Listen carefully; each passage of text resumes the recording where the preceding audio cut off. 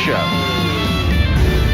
You can be intentional about your character. You can have money and a career.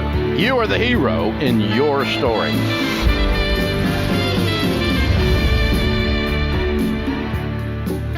Live from the headquarters of Ramsey Solutions, broadcasting from the Dollar Car Rental Studios, it's the Ramsey Show, where debt is dumb, cash is king, and the paid-off home mortgage has taken the place of the BMW as the status symbol of choice.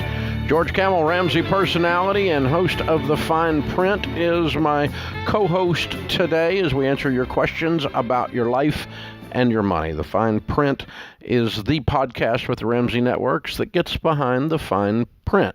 You know, the part where you got screwed. You remember.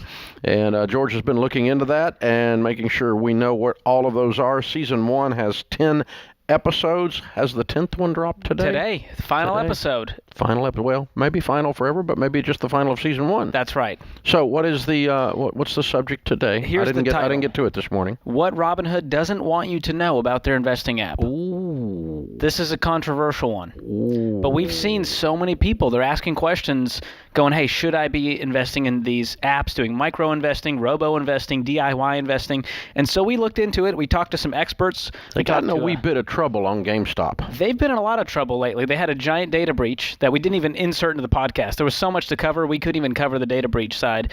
But they had the biggest fine from FINRA ever. Yeah, that was on $70 GameStop million. stuff, right? Yes, and you heard about the story of Alex Kearns, the college student who committed suicide, 20 years old, thought he had a negative $730,000 balance in his Robinhood app, couldn't get in touch with anyone at customer service, and so he took his own life because of that incident. He even said it in the suicide note. How could a 20-year-old leverage this much debt without knowing what he's doing? Such a sad story. And so they've been under fire for a lot of that. They've been trying to do PR to clean this up. But, you know, this isn't a piece to bash DIY investing or bash Robinhood, but we want to let people know Too late. What's going on here. Yeah, maybe a little late. But listen to the episode. We talked to Jerry Walsh over at FINRA. So we actually interviewed Jerry, who's over the investor education, to really figure out what should people know before they jump into these investing apps and start doing everything themselves. Because the democratization of investing is great. It used to be, you know, only rich people on Wall Street could jump into the stock market. But now anyone and their mom and an 18-year-old with a phone can make some real risky decisions and get into options trading, single stocks, cryptocurrency, all kinds of things.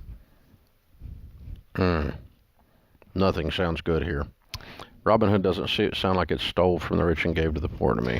Not quite. Not quite. And you know what the GameStop I'm not thinking things. made Marians happy here. This is just my thought. Okay, well, check out the podcast. It's called The Fine Print, and everything is there. You know, so be sure you step into that and don't miss out on any of it. Open phones at 888-825-5225. Sherry is with us to start off this hour in Tucson, Arizona. Hi, Sherry. How are you?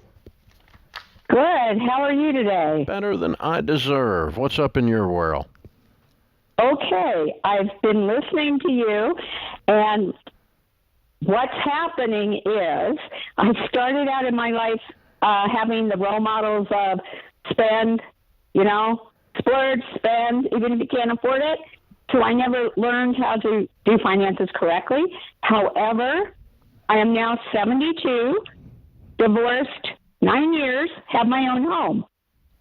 Debt free, but right now what I'm looking at, listening to your advice, is some of the monies I have, are they better off going to pay off my mortgage rather than, sitting in the bank and making no money? Yeah. So how much do you owe on your house? I refied, so now it's $89,000. Okay. And how much money do you have in the bank? I have, let me see, over $50,000. Some I will use to, fix up my home a little, or vacation, or emergency, but, it's a chunk. $50,000. And how much do you have in your nest egg? Do you have retirement savings as well? I have retirement, I have a guaranteed income. Right. So I'm not hurting in that respect. How much is in your retirement, and how much is your guaranteed income? Okay, in my retirement, yes, ma'am. My own retirement is only about $50,000, $60,000. Okay. the retirement fund. Mm-hmm. Okay. So you got $100,000 to your name, give or take, and you owe $89,000 on your house, and your guaranteed retirement income is how much? Okay, and every month between everything I receive, let me think this through. I should know it by now. About $4,000. Okay, very good, very good. Yeah. Well, you've done very I'm well. in better shape than ever. You've done very well. Yeah. So here's the thing. Recently, thank you. Obviously, a paid-for house would make your golden years relaxed. Yes. So that should be our goal, but we don't have to panic about it. You need an emergency fund of 3 to 6 months of expenses. And how much is this mortgage payment every month? The mortgage is, I have to think. I'm a little nervous. That's okay. It's not real high. It's, with taxes and everything, Yeah. $750 a month. Mm-hmm. Okay. So with that $750 a month, that's going to be added to that income and really help you live out this retirement. So I do want this house paid for. And like Dave's saying, once you have that emergency fund in place out of that $50,000, then I would put whatever else is remaining on there and put that on the loan. Yeah, let's just make it kind of round numbers for a second. Let's set aside $25,000. How much did you said you had some repairs to do? Did I hear that? Well, it's repair and improvement. I'm estimating it'll be 20, but that may not happen for another year or so. And I plan to use cash, not charge anything. You better. Okay. Yeah. All right. So, we need to set aside $25,000 for your emergency fund, and let's set aside $15,000 for repairs and renovation. Okay. In a separate account, okay. two different little accounts, and then let's put the other $10,000 on the house. That gets it down to about $79,000, and then let's just begin to pay extra on the house as you can out of your monthly budget, and let's get that house paid off as quickly as you can, so that then you have smooth sailing in there. So you should be done you're probably done in 5 years. Probably 77. That's what I'd like to do. Yeah, that's what I'd like to do because, I'm sorry. That's what I would do. Yeah, do it. Do you have the margin to do it? I'm in good shape. I bought my car for cash before. Yeah, you can put an extra $1,000 a month on this house pretty easy, can't you? I probably could. Yeah.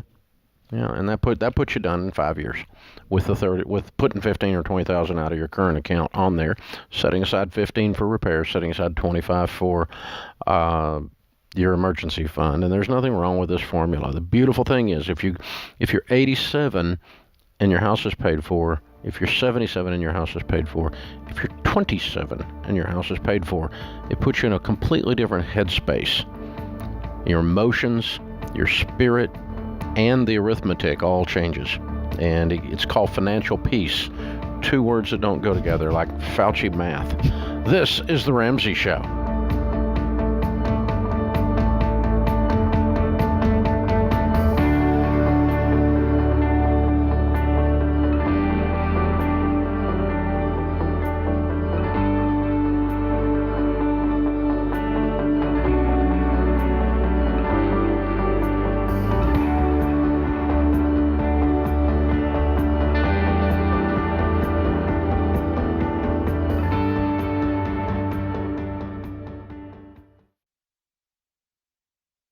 Life is full of firsts.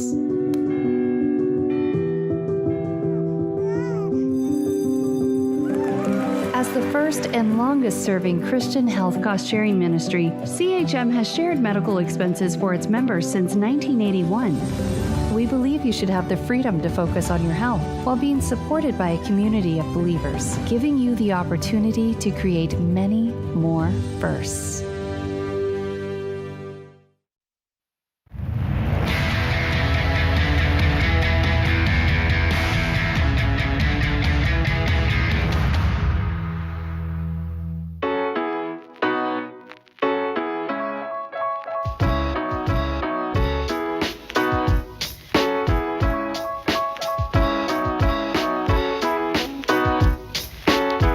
The Christmas countdown is on, and me with the rest of the team at Ramsey Solutions, we're in a Christmas frame of mind already.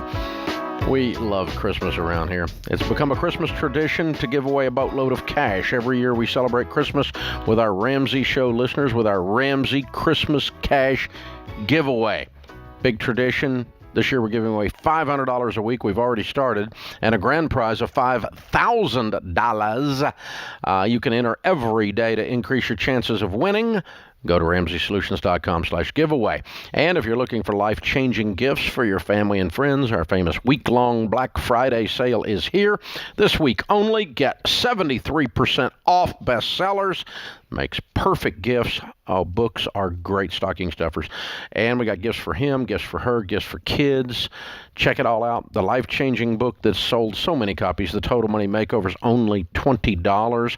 The new book, Baby Steps Millionaire, that comes out in January, is on pre-sale. Just launched the pre-sale on it. First book I've done in 8 years. It's on there as well. All kinds of stuff. Check it all out. Black Friday sale. Everything online at RamseySolutions.com.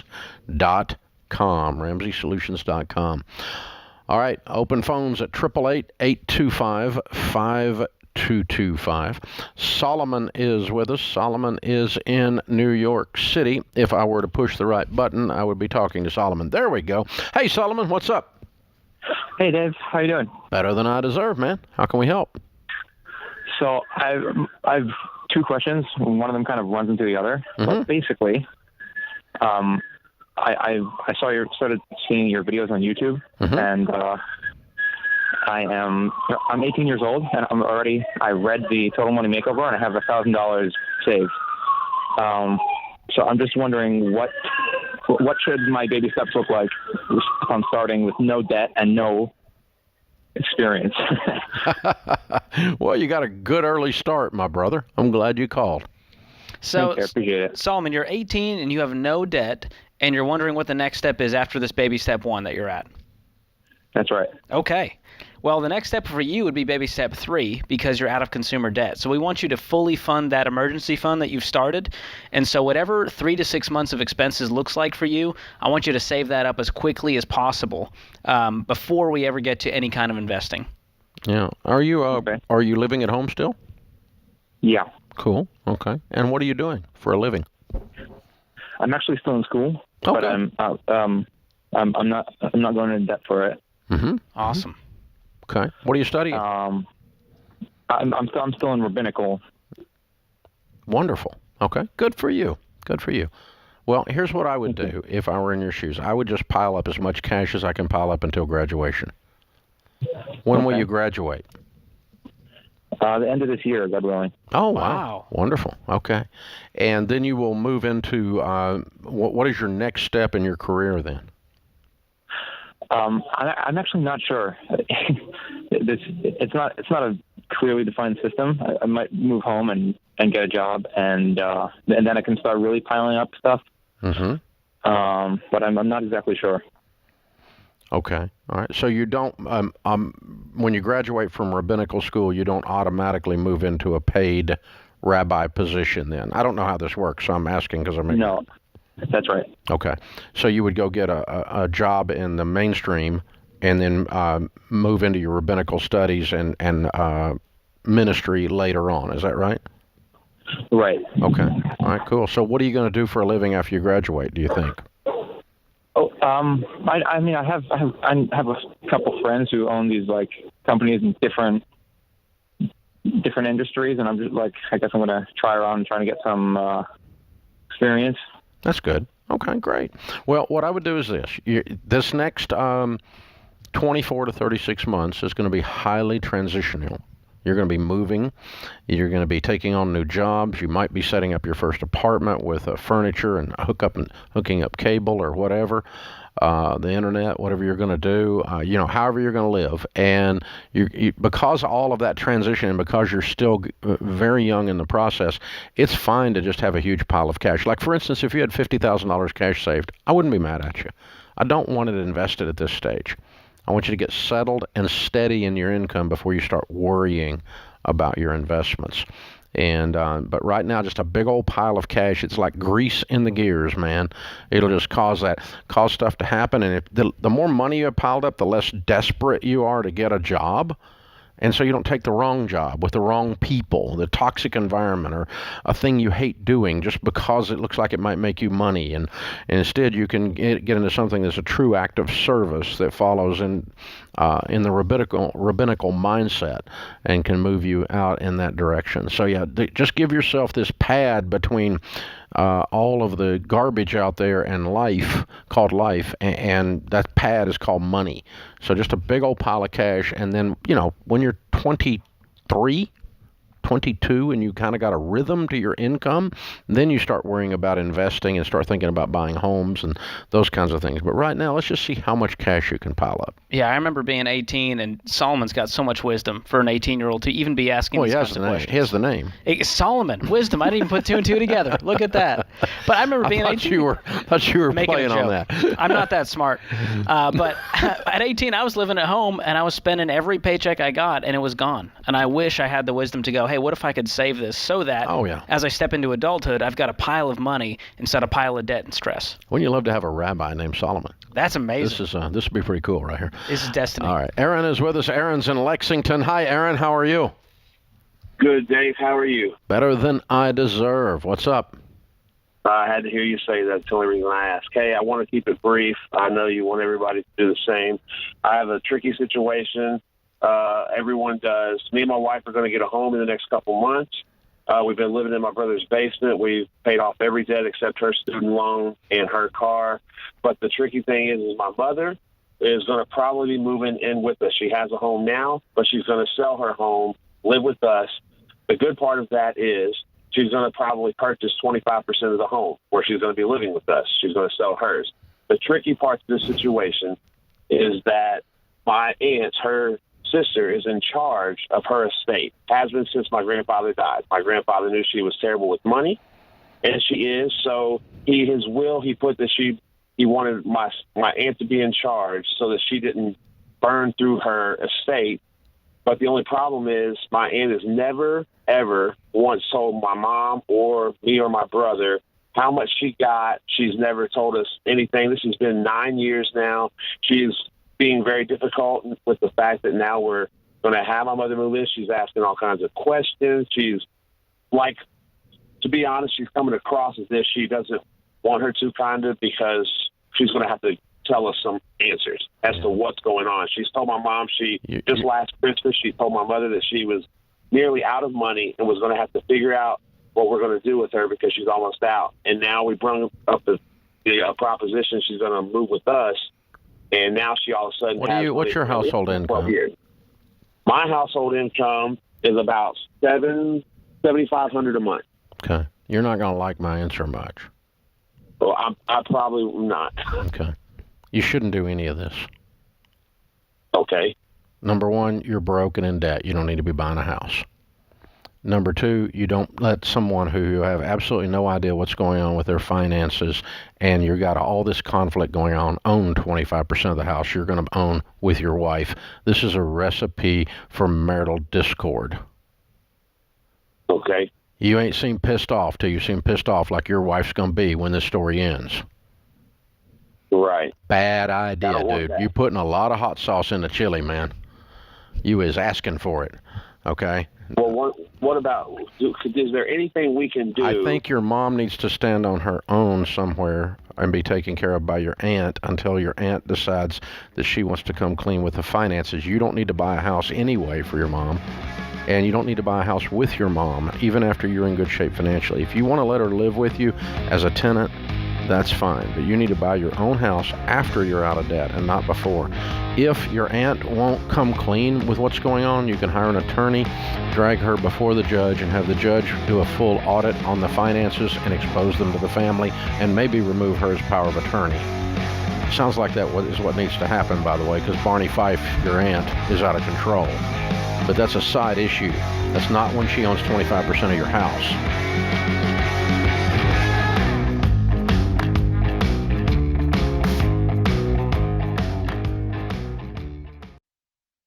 If you're considering a career in technology, I recommend Bethel Tech, and I'm not alone. Here's what Brendan said. Before Bethel Tech, I was driving Uber. Within 4 months of graduating, I got a job paying $60,000. About 2 years after that, I got a remote job that pays me $130,000, all thanks to what I learned at Bethel Tech. You could be next.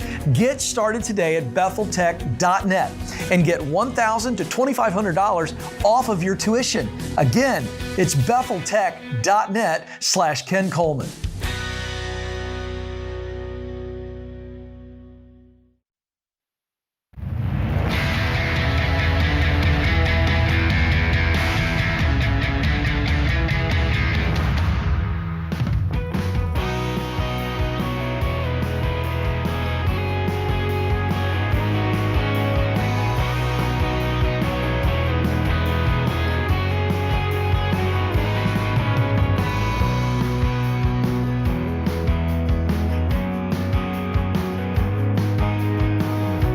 George Camel, Ramsey Personality, is my co-host in the lobby of Ramsey Solutions on the debt-free stage. Morgan is with us. Hey, Morgan, how are you? I'm great, Dave. How are you? Better than I deserve. Welcome. Where do you live?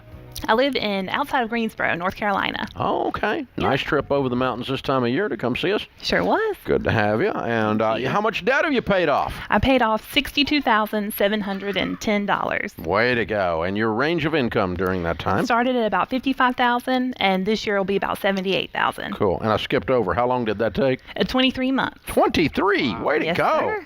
Good job. Yeah. Good job. All right. So what kind of debt was this $63,000? Oh, man. Okay, so it was a little bit of everything. Had some furniture, a TV, a personal convenience loan. I had 4 credit cards, a car loan, and a truck loan. A personal convenience Of course. loan. Was it convenient? No.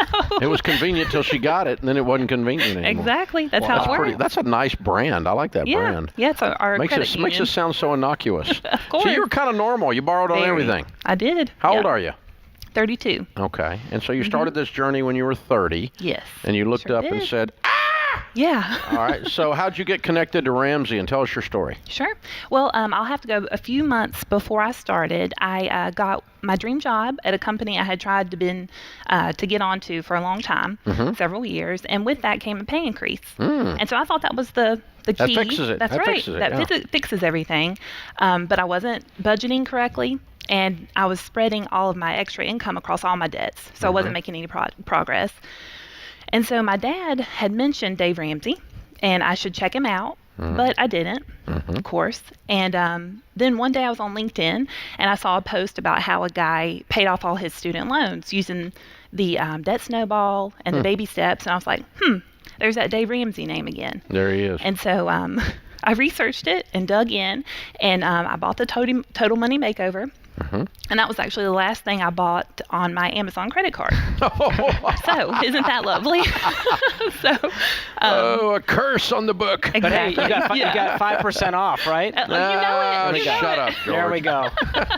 That makes it okay. And so I read the book, and I'm not much of a reader, but I read it pretty fast. I think in a week's time, because it's easy to read, and I just attacked it. Wow. Littlest to biggest. I laid everything out, and I didn't realize how much I had actually ranked up. I knew I had some debt, and I knew I needed to fix it, but I didn't have the drive to fix it until then. Wow. Did it feel overwhelming when you listed it out for the first time and really added it up? Yeah, it was like, how am I ever going to get this done? So what was that journey like when you paid off that first little debt? Yeah. What did you feel? Oh my gosh, it was very gratifying, and like, well, maybe I can actually do this, because I was spreading my extra income across my different debts before I read the Total Money Makeover, and I wasn't making any progress. So that's hard when you're not making any progress and feeling like you're not getting anywhere. And I made this income I thought was big at the time, and so that should fix my problems. Wow. But it didn't. So what sacrifices were you making? You were throwing half your income at this debt. Yeah. Well, the pandemic helped because we everything was at home.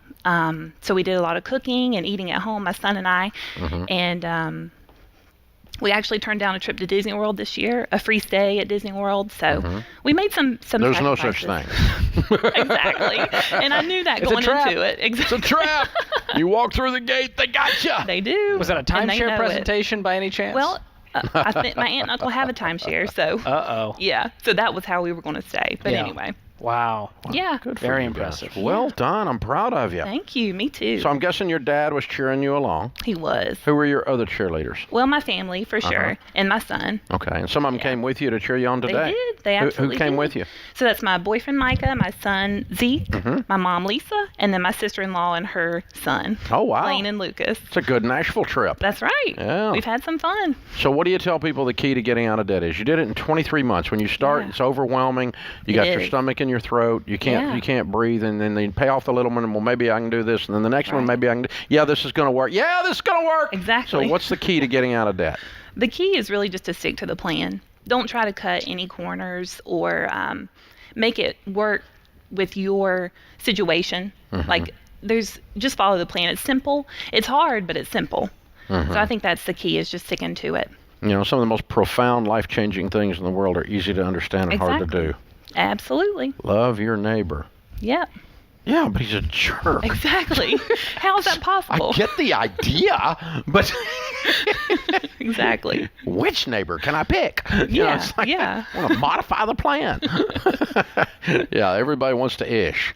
But profound, life-changing things, principles that we live our lives by, values, are simple to understand and hard to execute because they require dealing with a person in our mirror. That's right. So I'm proud of you. Thank you. Really well done. I know your family's proud of you. I know They your little are. boy's proud of you. He got to That's watch right. you do this. He sure did. And it changes the way he views things. He'll does. remember my mom, the single mom. She for 23 months we busted it and she We changed did. our lives. And That's right. You're a hero. And riding in the car, he would say, "Dave Ramsey again," because we Yeah. listen to the podcast. So. Me too. Me too. That's what my wife says. You know. Yeah. Way to go. Yeah. I'm so proud of you. Thank Good you. stuff.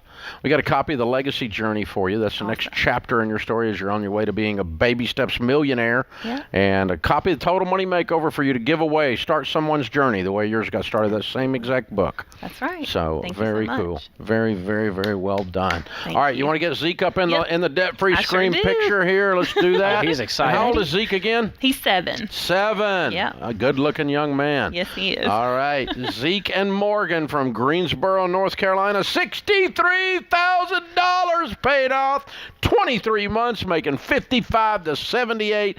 Count it down. Let's hear a debt-free scream. Count it down. 3, 2, 1.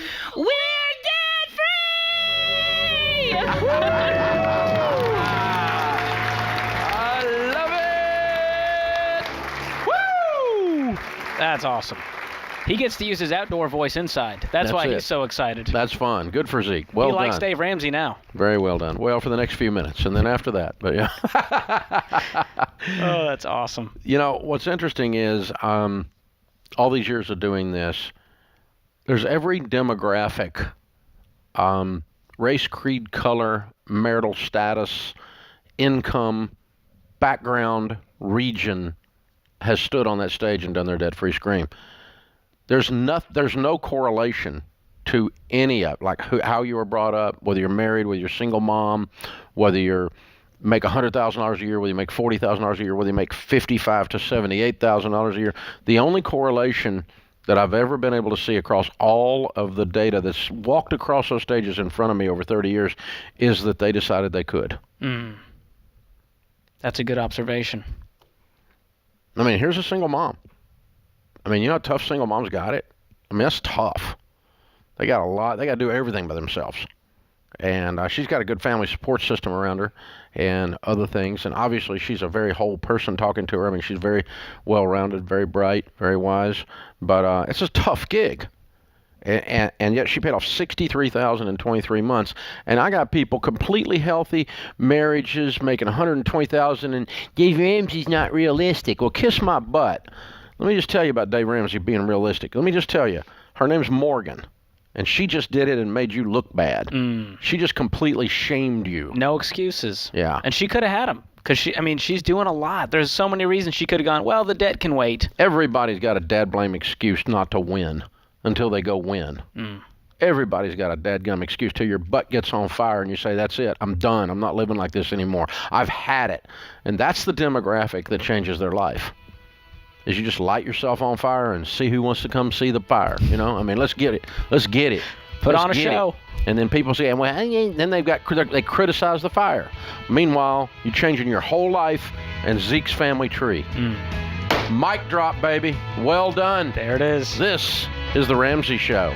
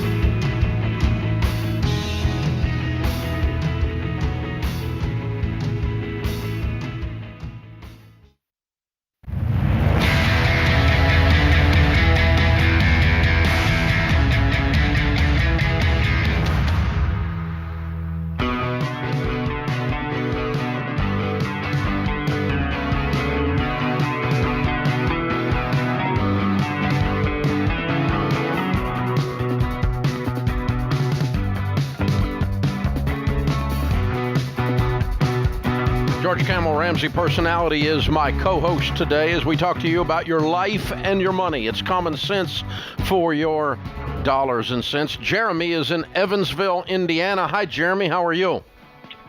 I'm good. How about you? Better than I deserve, man. What's up? Just got a quick question. Want to get your input on whether I should take advantage of this crazy auto market right now and sell my current vehicle. I have a truck that I bought brand new before I really took upon your ways, and it's gone up actually in this value or in this market right now as far as value. That's weird. And I had the opportunity. It is, and I had the opportunity to sell it like later today, and I'm just kind of wanting to see if you think that's a good idea. Like I said, my perspective has changed on this a lot as far as vehicles go and losing value. Wow. And so I have no debt right now. We have no debt. Really, there's no emergency. This would basically just kind of shoot us into baby step 4 and some. Mm-hmm. So what will the truck sell for today? They're about $38,000. Mm-hmm. And what's your household income? Right around 150 to 170. It varies depending on overtime and things like that. Mm-hmm. What's the truck? What kind of truck is it? One of your favorites. It's a 2018 Tacoma. It's a great truck. Yeah. Okay. Yeah, I love it. I absolutely love it. Like I said, it's the only reason why I would sell at this point is just what's to the take other car advantage of worth? actually making money. As far as my wife's car, Mm-hmm. I'm wanting to say I think we just looked into it recently. It was right on $27,000. It's a 2018 Toyota Camry. Okay. Well, here's the thing. You've heard us talk about this, obviously, and it's made you think about this, and you can do whatever you want to do. There's no you're stupid in this discussion, okay? No column, we check that box. So you can keep it or you can sell it. And here's why. A car is the largest thing all of us buy, just about all of us buy, that goes down in value. And so it's a big item, and it goes the wrong way. So they all suck financially. Okay? There's not a good one. Okay. There's not a good one. And we've got an anomaly in the market right now where it actually went up in value, but that's the first time in 100 years that cars have gone up in value, and it won't last, okay? It's just till the supply chain gets straightened out, the supply-demand curve evens. And then they'll start going down again like a rock. That's where Chevy gets at, like a rock. So this is it's just a fact, okay? So given that, years ago, when we first started teaching people to become baby steps millionaires, we determined that there are two measures if somebody has too much car. One is if they can't pay off all their debt, not counting their house, in 2 years. Well, you're debt free, so that doesn't even apply to you. And the second one, George? The second one, as far as can you buy a car new? No, you don't want to buy a car new unless you're, which you've already got this car. But if you're going to call me up to, am I going to buy a new car? I want you to have $1 million net worth. I didn't ask you about that. Oh. But if you don't want more, because they're so big and they go down in value, you don't want more than half of your annual income, even if everything's paid for, tied up in things going the wrong way. Anything with a motor in it. Yeah, anything with a motor or wheels. totaled up, it doesn't need to be more than half your annual income. Because, let's say in your case, you make $175,000 a year. So if you had $110,000 worth of vehicles going the wrong way, that's going to weigh you down in your wealth building, right? You don't. Absolutely. You don't. You've got about 50-something thousand, and you make $175,000 a year. So yours is not out of line. It's a little high, and it's kind of stinging you because you got new information, the way you're processing this emotionally, but there's no financial thing screaming that you need to sell this truck, and you like the truck. I'm personally going to keep it if it's me. Are you just trying to fast-track baby step 3 right now?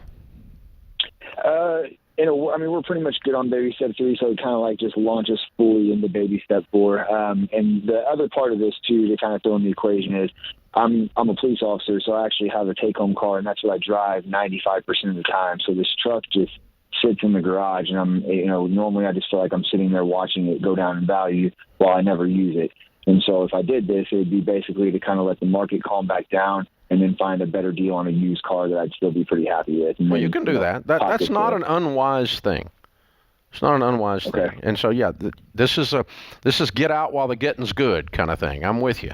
Exactly. And so I think that's, you're topping out the market because, 2 months from now it's probably not going to be that way.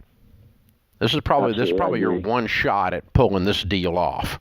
And like you said, you can go buy something for half this price when the market evens back out. That is a really nice truck still.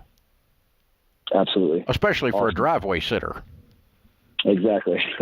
So I'm with you. I think it's okay, but I just want you to understand it's not the same weight as if you had $110,000 worth of vehicles. Because guys call me up making $250 and they want to buy a $200,000 Lamborghini, and I kick their little butts. Because that's just stupid short-term thinking. That's Friday night, I'm going to spend all my money. That's all that is. It's a child.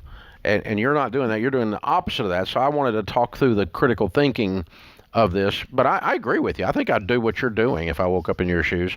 There's no problem with keeping it, though. You're not on the bubble. You're not out of line. If you just rethink this and go, I just really like this thing, I'm going to keep it. Well, that's okay.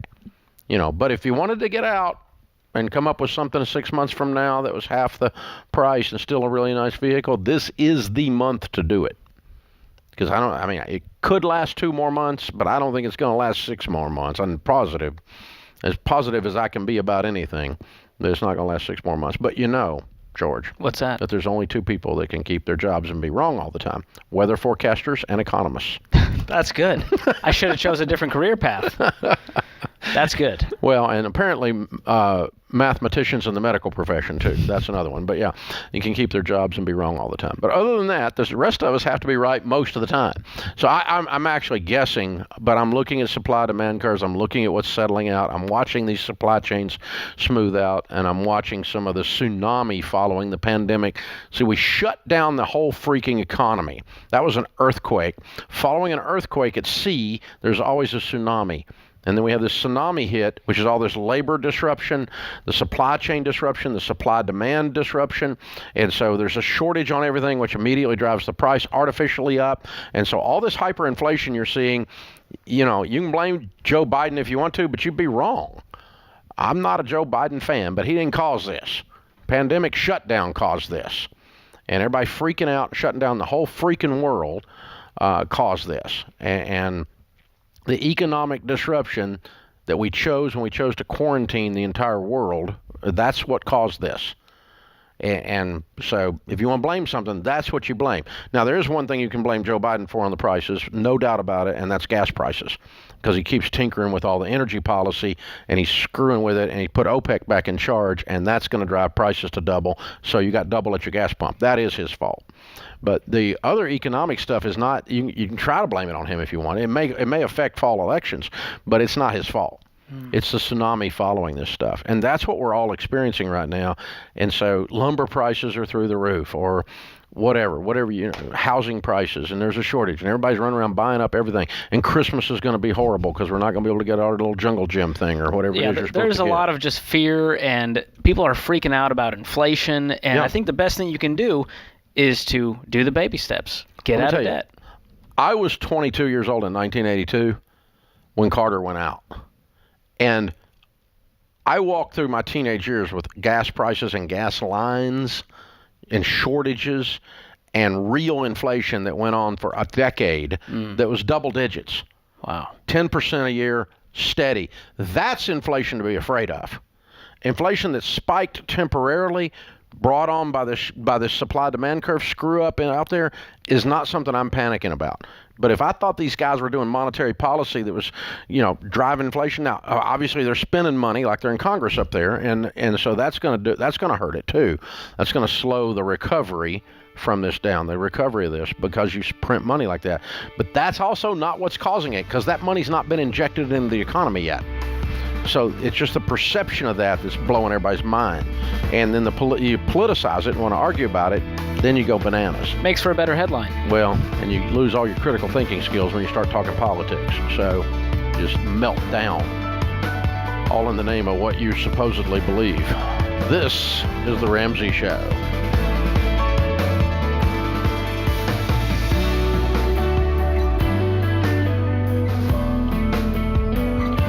Have a friend or family member that needs a daily dose of Ramsey advice in their life? Let them know about the Ramsey Call of the Day podcast. It's a quick hit of advice about life and money in under 10 minutes. Check out the Ramsey Call of the Day podcast wherever you listen to podcasts.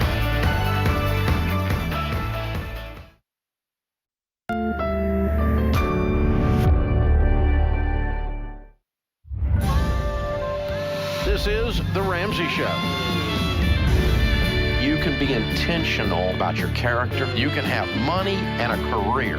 You are the hero in your story.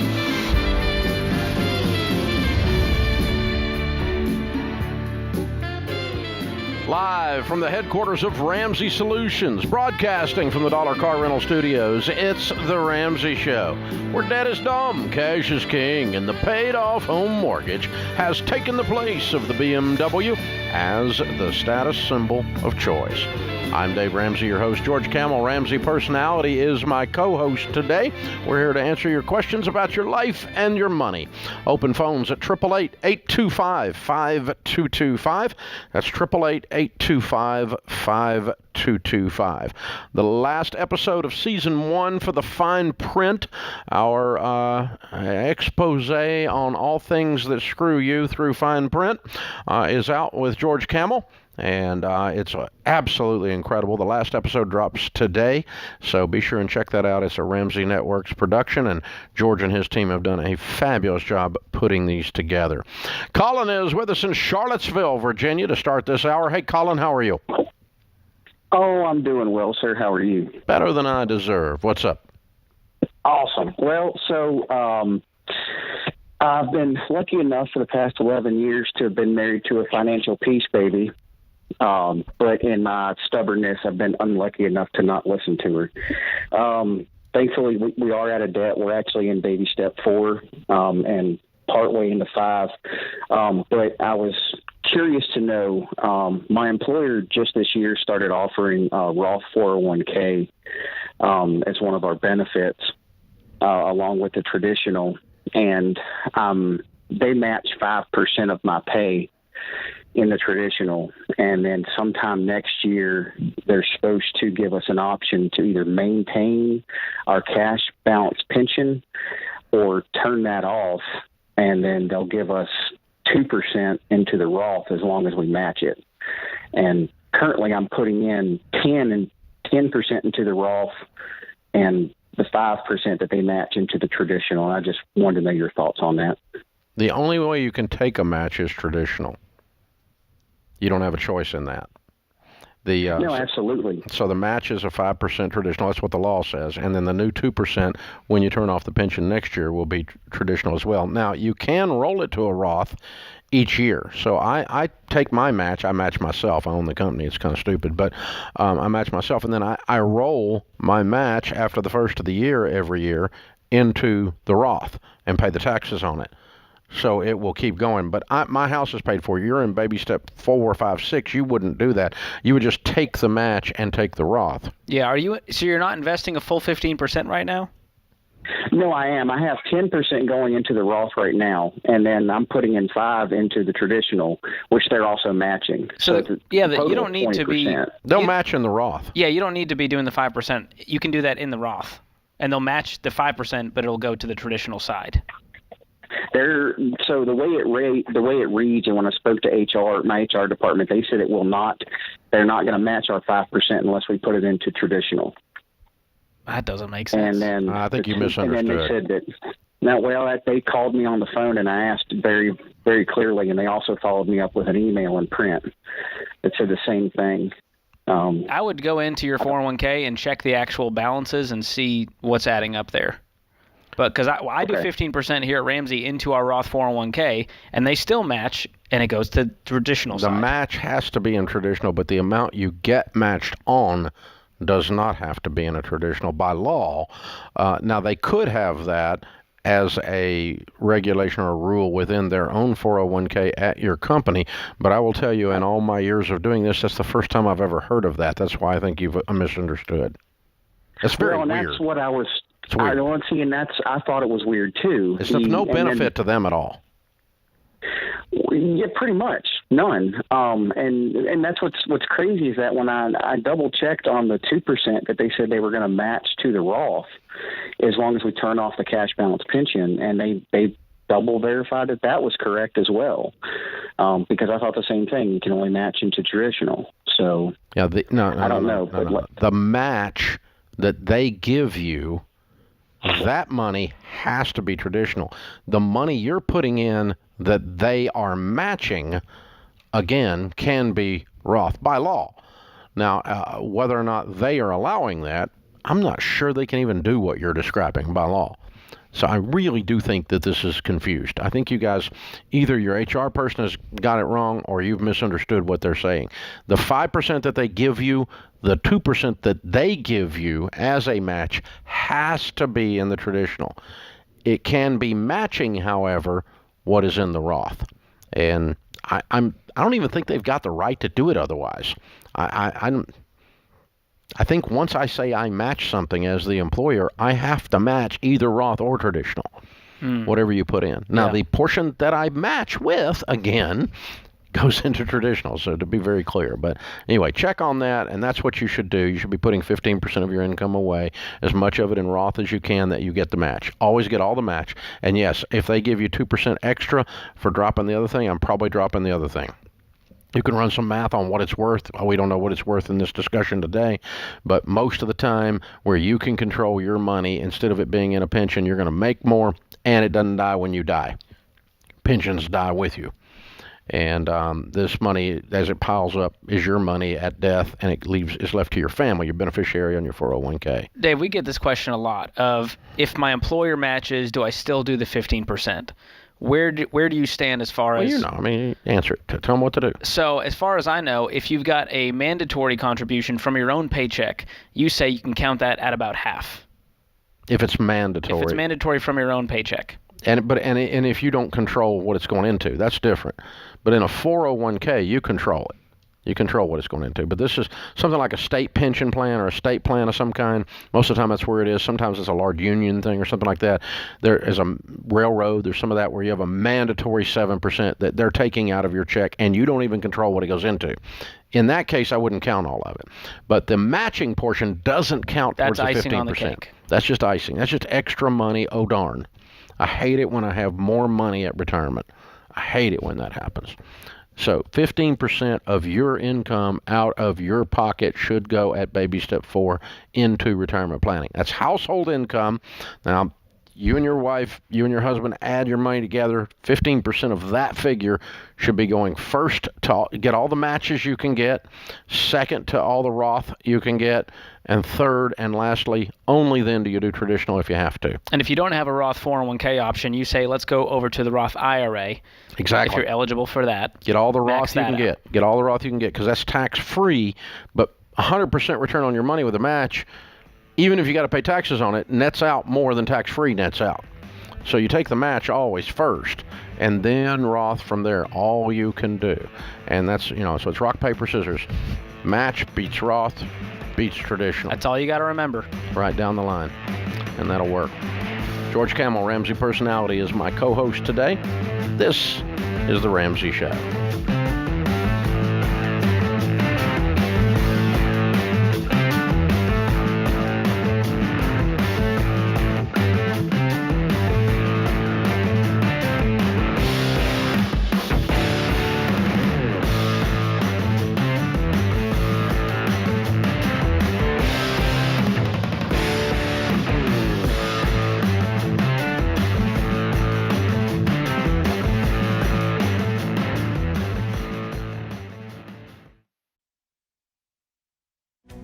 If you're looking for ways to update your home without blowing the budget, I've got it. For years, I've been telling you about our friends at Blinds.com. Blinds.com makes it simple to shop top quality blinds, shades, and interior shutters from home with easy online ordering and free shipping. With Blinds.com, there's no need to renovate your entire home. Just change out what's on your windows with upscale choices like faux wood blinds, cellular, and roller shades, or even outdoor shades. Plus, Blinds.com guarantees the perfect fit, whether you do it yourself or you have them measure and install everything for you. Shop their latest looks and see how much you can save at Blinds.com today. The easy and affordable way to make your home more beautiful is Blinds.com.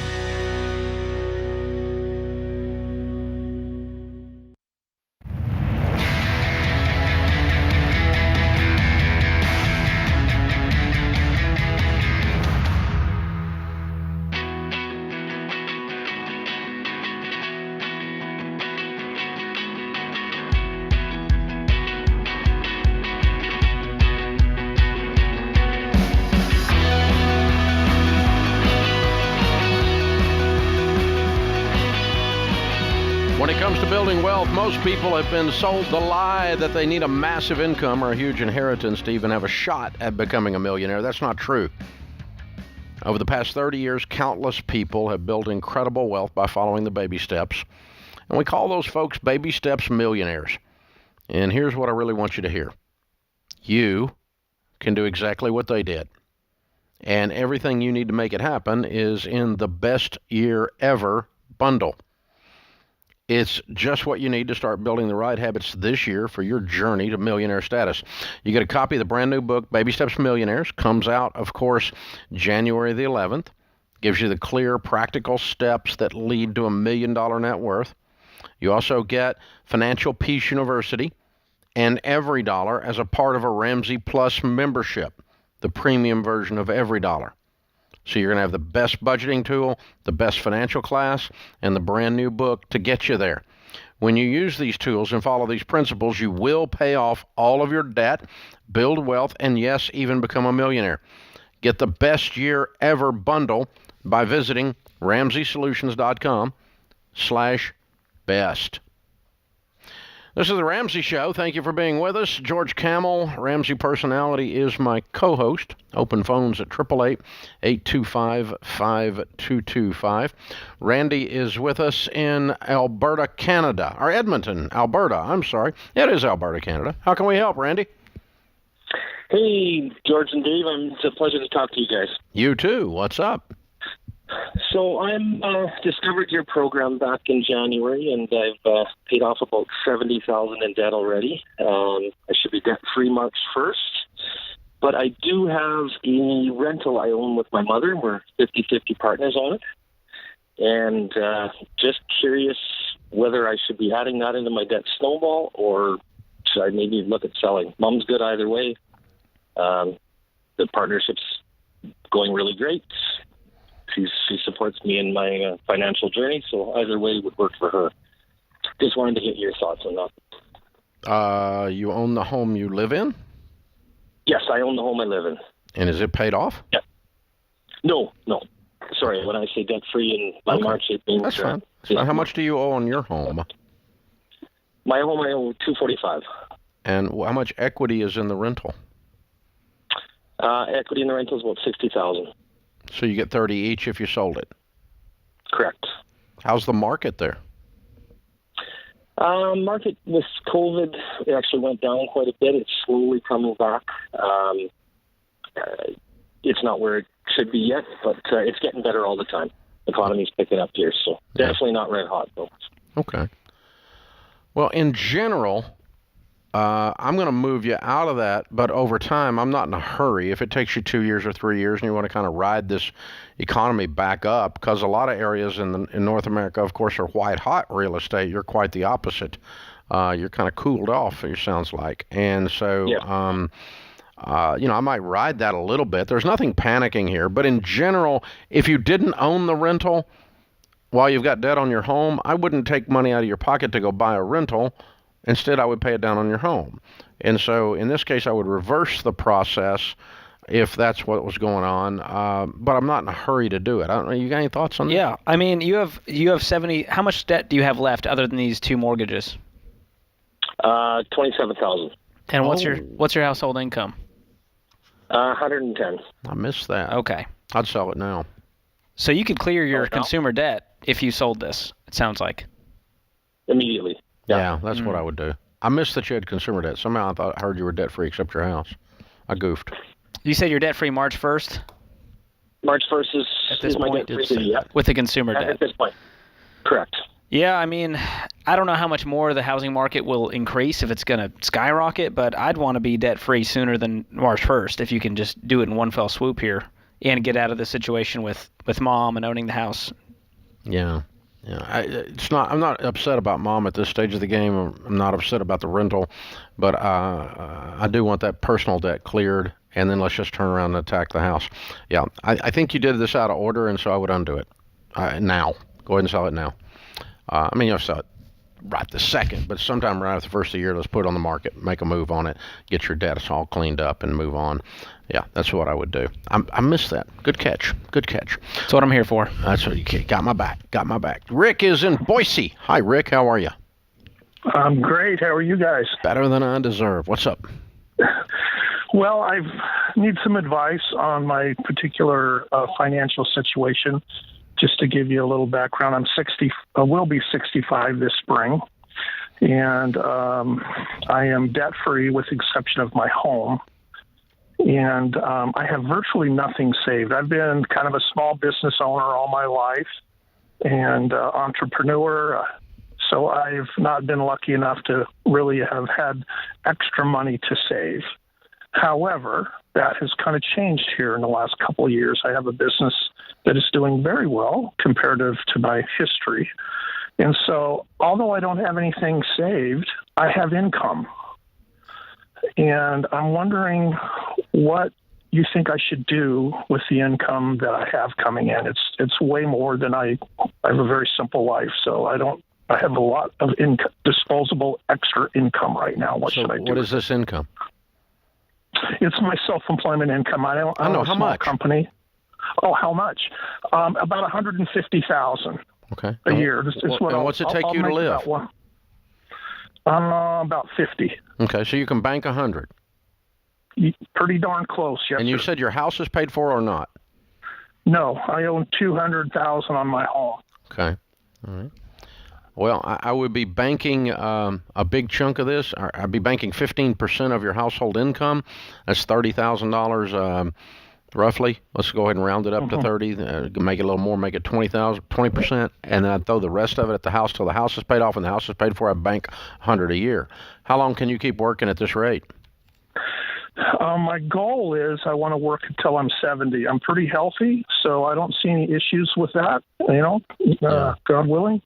But I'd like to be done by the time I'm 70. My plan is that I'm hoping to be able to sell my company when I'm 70, and that will give me probably close to $1 million before tax. Maybe it's worth more. Who knows what it's going to be worth 5 years from now? But that will certainly help. I have some rental income, about $48,000 a year, which actually I didn't add into the 150. So. Is the rental paid for? It is paid for. Okay. And your mortgage isn't on your primary? Yes. Yeah, I have a house payment of about $1,300 a month with a $215,000 balance. So the goal 5 years from today is how much can you have in investments and still end up with your house paid for? That's what I want. Say that again? I want you to put as much as you can in investments to still have your house paid for. So I think you can pay for your house in about 3 years while putting $30,000 away. That'd be $100,000 in there, and then the other 2 years you put $100,000 to $200,000 away. So you should end up with a $500,000 nest egg and a paid-for house and a paid-for rental and whatever the business brings. Right. At 70. Yeah, that's kind of my plan. It's just. The only caveat here is if the business doesn't sell for $1 million, what do you do then? Because it's not worth $1 million today. It's not today, no. But COVID has been pretty good to me. If you want to say it like that, this is a company that's made about $40,000 to $50,000 a year for the last 12 years. And so what happens? What kind of a business is it? Well, I own a biohazard removal company, so we do a lot of homicide, suicide cleanup kind of stuff. Ooh, wow. What a mess. No pun intended. Yeah, I was going to say, that's spot on. Ouch. Well, okay. I don't know if it'll be worth $1 million then, but I want you to have a $500,000 in savings and a paid-for house and a paid-for rental when you get to 70, and you budget to make that happen. That's my game plan if I'm in your shoes. This is The Ramsey Show.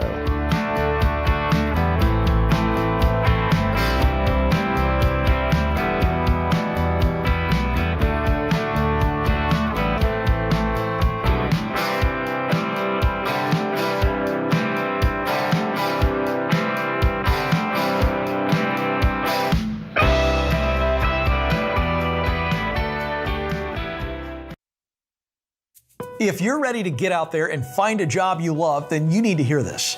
Job hunting can be stressful and time-consuming, but my friends at ZipRecruiter have made the whole job search way easier. ZipRecruiter is rated the #1 job site in the U.S. by G2, and it's free. So how does it work? First, go to ZipRecruiter.com/Ken. Then create a free profile and let their technology do the hard work by finding and sending you jobs that are a great fit. And get this, ZipRecruiter pitches your profile to companies whose jobs match your skills and experience. If someone from that company likes your profile, they can personally invite you to apply for the job. So if you're ready for an easier job search, check out ZipRecruiter. Sign up for free right now at ZipRecruiter.com/Ken. That's ZipRecruiter.com/Ken. Sign up today, absolutely free, and let ZipRecruiter work for you.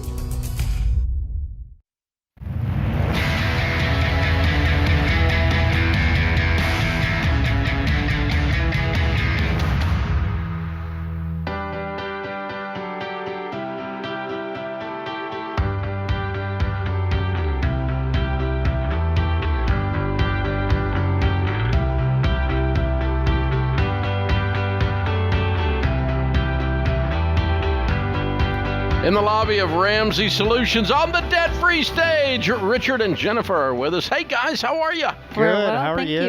Welcome. Good. Where do you guys live? Colorado. Denver, Colorado. All right. Welcome to Nashville and all the way over here to do a debt-free scream. Absolutely. Thank you for having us. Absolutely. How much have you paid off? So it's a good one. George, you going to write this down? I'm writing. $407,000. Yay. Wow. How long did that take? 7.5 years. Cool. And your range of income during that time? 125 to about 200,000 now. Good for you. What do you guys do for a living? So I'm in pharmaceutical sales. Mm-hmm. Yeah, I've been doing that 20 years, which is why you were a big impact in our life, getting to baby step number 7. All right. So 20 years ago, I started listening to you, driving around, going to medical clinics every single day. Oh, my gosh. And this is his income, not mine. I'm a stay-at-home mom. Oh, well, it's your income, too, because you're... That's true. Absolutely. Because you're doing the real work. I'm just saying. CEO of the house. Yeah, that's it. Well, congratulations, you guys. So house and everything. The house and everything. Looking at weird people. That? Absolutely. I love it. Well done. So how much of the 407 was the house? All of it. All of it. So it's just pay off the house in 7.5 years, just like that. Absolutely. Wow. Done. Mic drop. That's incredible. Yeah. What is this house worth? So, we bought Dave. So we bought this at the bottom of the crash, right? 2010, 2011. We paid I think, $509 for it. Now it's worth $1.3 million. It was a foreclosure. It was a foreclosure. Yeah. Yeah. It needed a ton of work. So, yeah, we got lucky Needless there. to say, you guys are baby step millionaires. Obviously. Yeah, Yep. because you got that plus whatever retirement's going on. So very well done. correct. Yep. Look at you guys. Yeah. How fun. See, the baby steps work. Look at that. Who knew? Go figure. Right. Yeah. Go figure. So you started listening in the car 20 years ago. Yep. And you start paying off other debts, I guess, at that point? Yeah, so, we plowed through. We plugged away, baby steps 1, 2, 3, 4, 5 really quick. Then we got stuck in quagmire. So we moved 4 times, took some career advancements at work. And every time we bought a house, we had great intentions of doing a 15-year mortgage. And every single time, 30 years. So we get talked into a 30-year, right? Your payment will be lower. You can buy a bigger house, and then we'd be in the 30 years. So we moved 4 times, 4 different homes, 30-year mortgages. And then 7.5 years ago, we got to a point where we're like, I am tired of sending Mr. Mortgage, like Mr. Cooper Mortgage, right? Mm-hmm. A big check every single month. Work was really tough, and then we had a medical diagnosis that popped up with our youngest. And you know what? That night when I was writing the check to Mr. Cooper, we were like, we are done. This is it. We're not doing this anymore. So we said, you know what? We're going to refinance. We stayed up late that night working on the refinance to 15 years. And then we cut that in half, right? 30 to 15. Then we put a plan together to cut it in half again and said, we're going to be done with this in 7.5 years and put that plan in place. Good for you. Well done. And meanwhile, the house shoots up in value. So and then, the whole thing works together. Yep. How does it feel to not have a payment in the world? Oh, it's awesome. It's really good. It's sometimes hard to go to work. That's amazing. So 7.5 years. Confessions of a debt-free guy. It's hard to go to work. How did you guys stay motivated for 7.5 years? I mean, that is a long time, right? That's a long journey. We just kept the goal in front of us. We kept listening to the Ramsey Show every day and listening to Debt-Free Screams. We heard this one guy call in, and he was a drywaller, and he paid off his house and his entire debt load. It was like $155,000 in like 18 months. And then at night, he was delivering pizzas at night. On the weekend, doing Uber, right? Wow. We were like, wow, we need to, let's get this thing done. Let's just get to the end. So we set a goal. And we just kept focused on the goal, George. Wow. So what kind of sacrifice was there? Were you working extra? Was there overtime, side jobs? What were those things that really catapulted you to finish this? So we threw away all the little shovels. Went out to Home Depot, got the biggest shovel we could find, and put it in the trunk, and kept using that shovel. But yeah, So you crushed it at your job. Tried to crush it. Yep. That worked. Absolutely. And then she did a great job. We bought that house 7.5 years. It was about 9-10 years ago. We didn't really buy any furniture for the house. We wanted to get the house paid off. We didn't want to get derailed with buying stuff, decorating, and just all the Now it's cool. It's called minimalism. Right, yes, exactly. Minimalism. Exactly. Yeah. And it was so funny because on our way out here, she's like, we still don't have those bar stools that we passed on like 10 years ago. And I'm like, yeah, I guess we'll have to get those bar stools when we go home. Yeah. Yep. Probably time. You can afford them now. That's right. Yeah. Yep. Yeah, with next month's house payment. Yeah, there you Exactly. go. That you don't have anymore. Exactly. Yeah, way to go, you guys. Very proud of you. Thank you. And you brought the kiddos with you. Bring them up. What are their names and ages? So it was Camden is 17 and Carden is 9. Okay, cool. So what do y'all tell people the key to getting out of debt is? So you got to go get a big shovel, right? Get a big shovel. You got to question every time you spend your hard-earned dollars. Question, why am I spending this? And if you have to spend it, can I get it cheaper? And then you got to follow the 7 baby steps. I would say if you're listening to the show right now, go buy Dave's book. It's $10 on his website.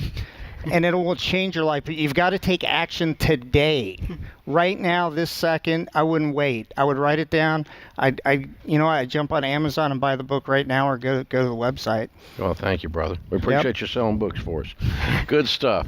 All right. Well done, you guys. We're very proud of you. You're heroes.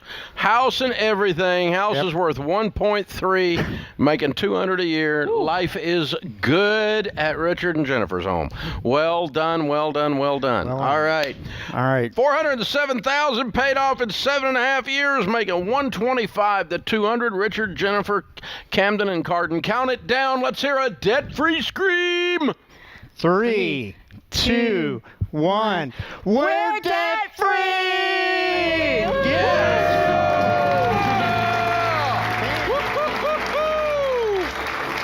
This is how it is done, boys and girls. Wow. That's powerful. 20 years of following this stuff. In 7.5, he said, no more mortgages for me. Lean in on the mortgage at the last 7.5 and kick in baby step 6, and knock it out. Yeah. That's the way you're supposed to do it, and very, very well done. And Baby Steps Millionaires, there's another one. The number of debt-free screams that we have these days, especially if their home is paid off as a part of it, that are simultaneously millionaires announcing, is pretty incredible. Yeah. It's like a thing.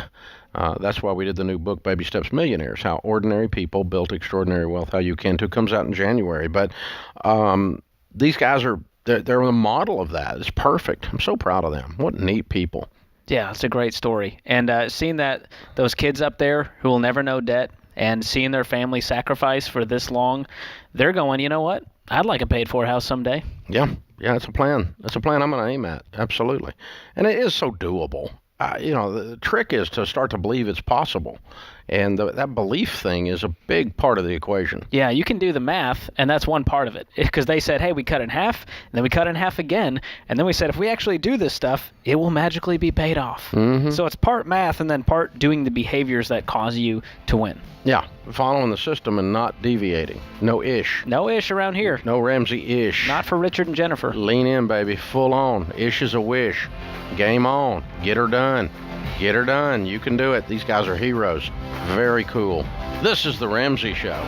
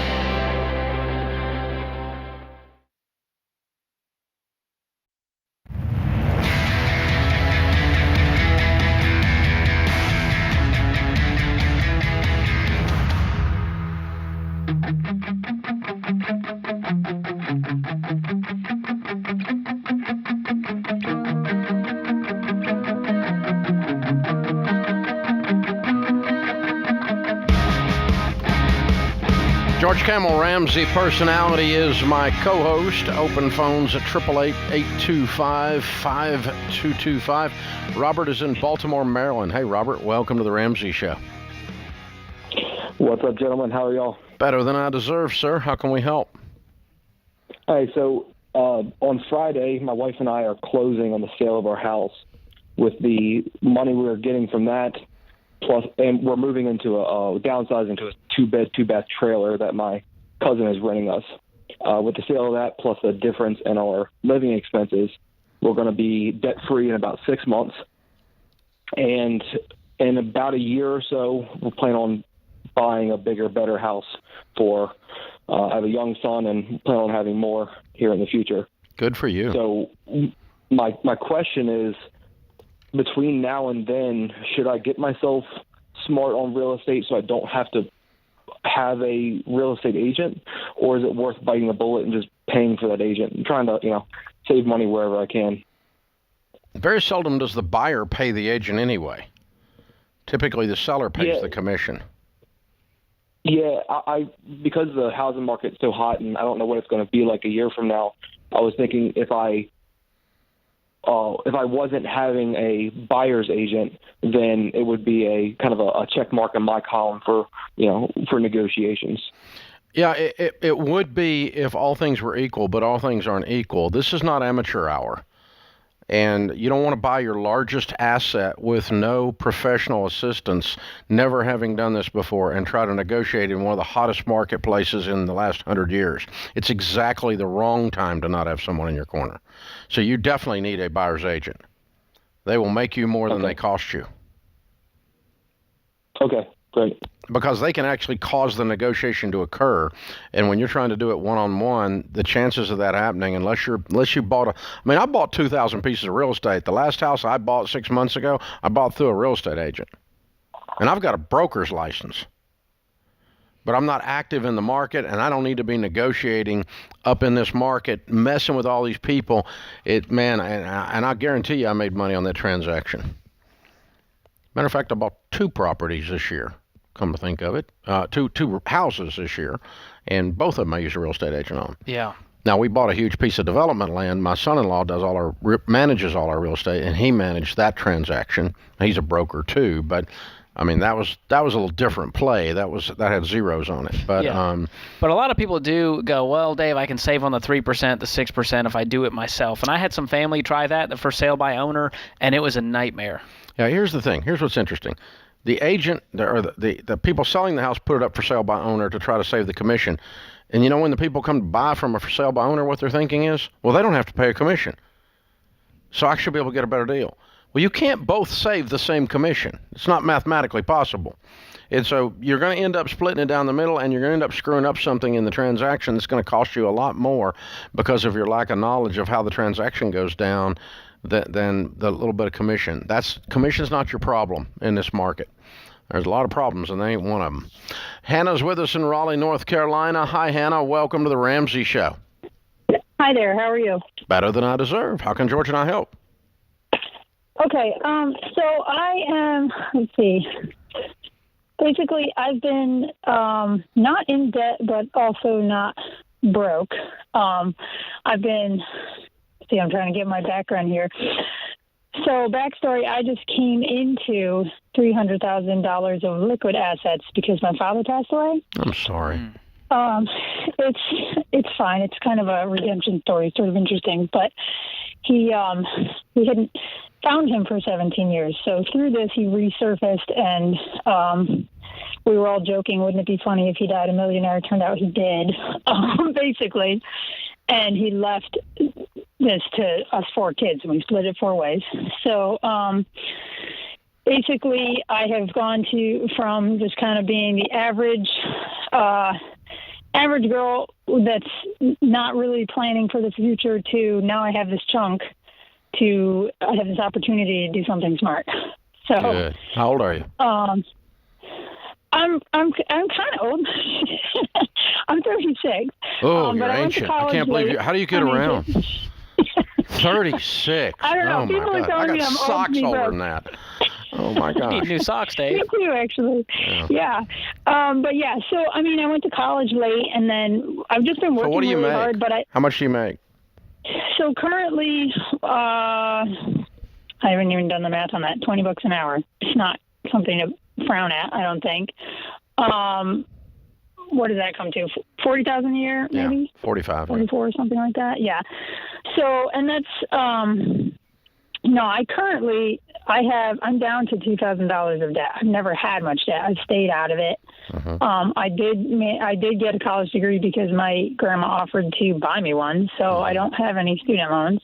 I wouldn't have gone to school. So if she didn't offer. what's your question for us today? So my question is mainly, here's the other side of the story. My husband and I both run our own businesses, and we've gotten to the point where we both agree that having our own property to do it is going to be ultimately the smartest way to do it. So I thought you made $20 an hour. At your job. What kind of a business do you have? Oh, currently I have my own personal business that I'm starting, and it's not like underway because I don't have a place to do it. So I've got all the materials. What kind of business? It's a pony operation basically. We've got people think I'm crazy. I've got 3 ponies that I've managed to keep through leaving my parents' house, going through college, everything. I've supported them the whole way. And they do like pony rides, and they do, ultimately I want to be doing equine therapy. So I've been educating myself on that for a while. What does your husband do? He's a pro recording engineer. He's got a full pro studio that he bought for himself, and he's already got, albums out there. One more time, then I'm going to circle back. What's your question? My question is, what the husband thinks is we should just go ahead and spend this on a property or a house because we've got it, and then we basically he's talking about being house poor. Get a place and then have no mortgage, and wouldn't that be awesome? And my thing is, yes, but I have, a lot of 83,000 is like IRAs and the rest is stocks. And my thought is, well, if you put it into one hard asset, then none of it's working for you. And advisors are telling me, oh, this is a great time to get a mortgage because it's at like 3% interest at the most to get a mortgage. So my question is, do I go into a mortgage, or do I go ahead and just spend this chunk on a house and continue being who I am, which is a girl who just... Gotcha. Okay. So I wouldn't do this unless you've got a paid-for house, but it sounds like you don't need this property right now. So I don't know. You said you had some single stocks going on as well. I would get a new financial advisor if they're telling you to go into debt and they're telling you to invest in single stocks. The reason they want you to go into debt is they don't want you to use this money. They would rather make a commission on this money when they invest it for you. They have a little bit of a conflict of interest in their advice, to say the least. So there's a lot going on here. Yeah. All right. So I'm just going to be real plain with you, kiddo. Pony lady meets recording engineer. 2 ideas, both of which have a high probability of losing your butt, losing money running these as full-time businesses. And so do not invest in the property to do either one of these business ideas. Rent the property to do these business ideas on a commercial basis. Invest in and buy a home and pay cash with it with this money. That way you can't get to the money and screw it up. And then go live your life on your income. Go create some income to build your businesses with and to grow your pony business and for him to grow his recording business, but all on a rental basis. Do not buy commercial recording studios. Never. I'm in Nashville. You know how you get the next country music star's attention in Nashville? Waiter. And so they're on every corner, and there's a dadgum recording studio in every trailer in a 50-mile radius around here. It's ridiculous. Don't put money in that. Period. And your business, your pony business is a hobby. It's not a business. It's never been a business. It's been a hobby since college. So it's okay to try to grow these things, but do them on rental properties and own your house, paid for cash to protect you from you. That's what I'm hearing. That's a little blunt, but that's what I heard.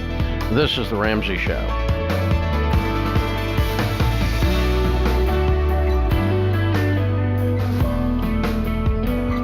Hey, it's Kelly, associate producer and phone screener for The Ramsey Show. If you would like to do your debt-free scream live on the show, make sure you visit theramseyshow.com and register. We would love for you to come to Nashville and tell Dave your story.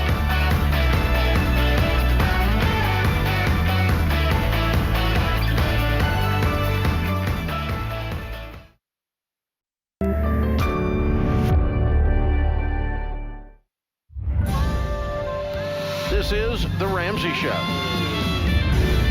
You can be intentional about your character. You can have money and a career. You are the hero in your story.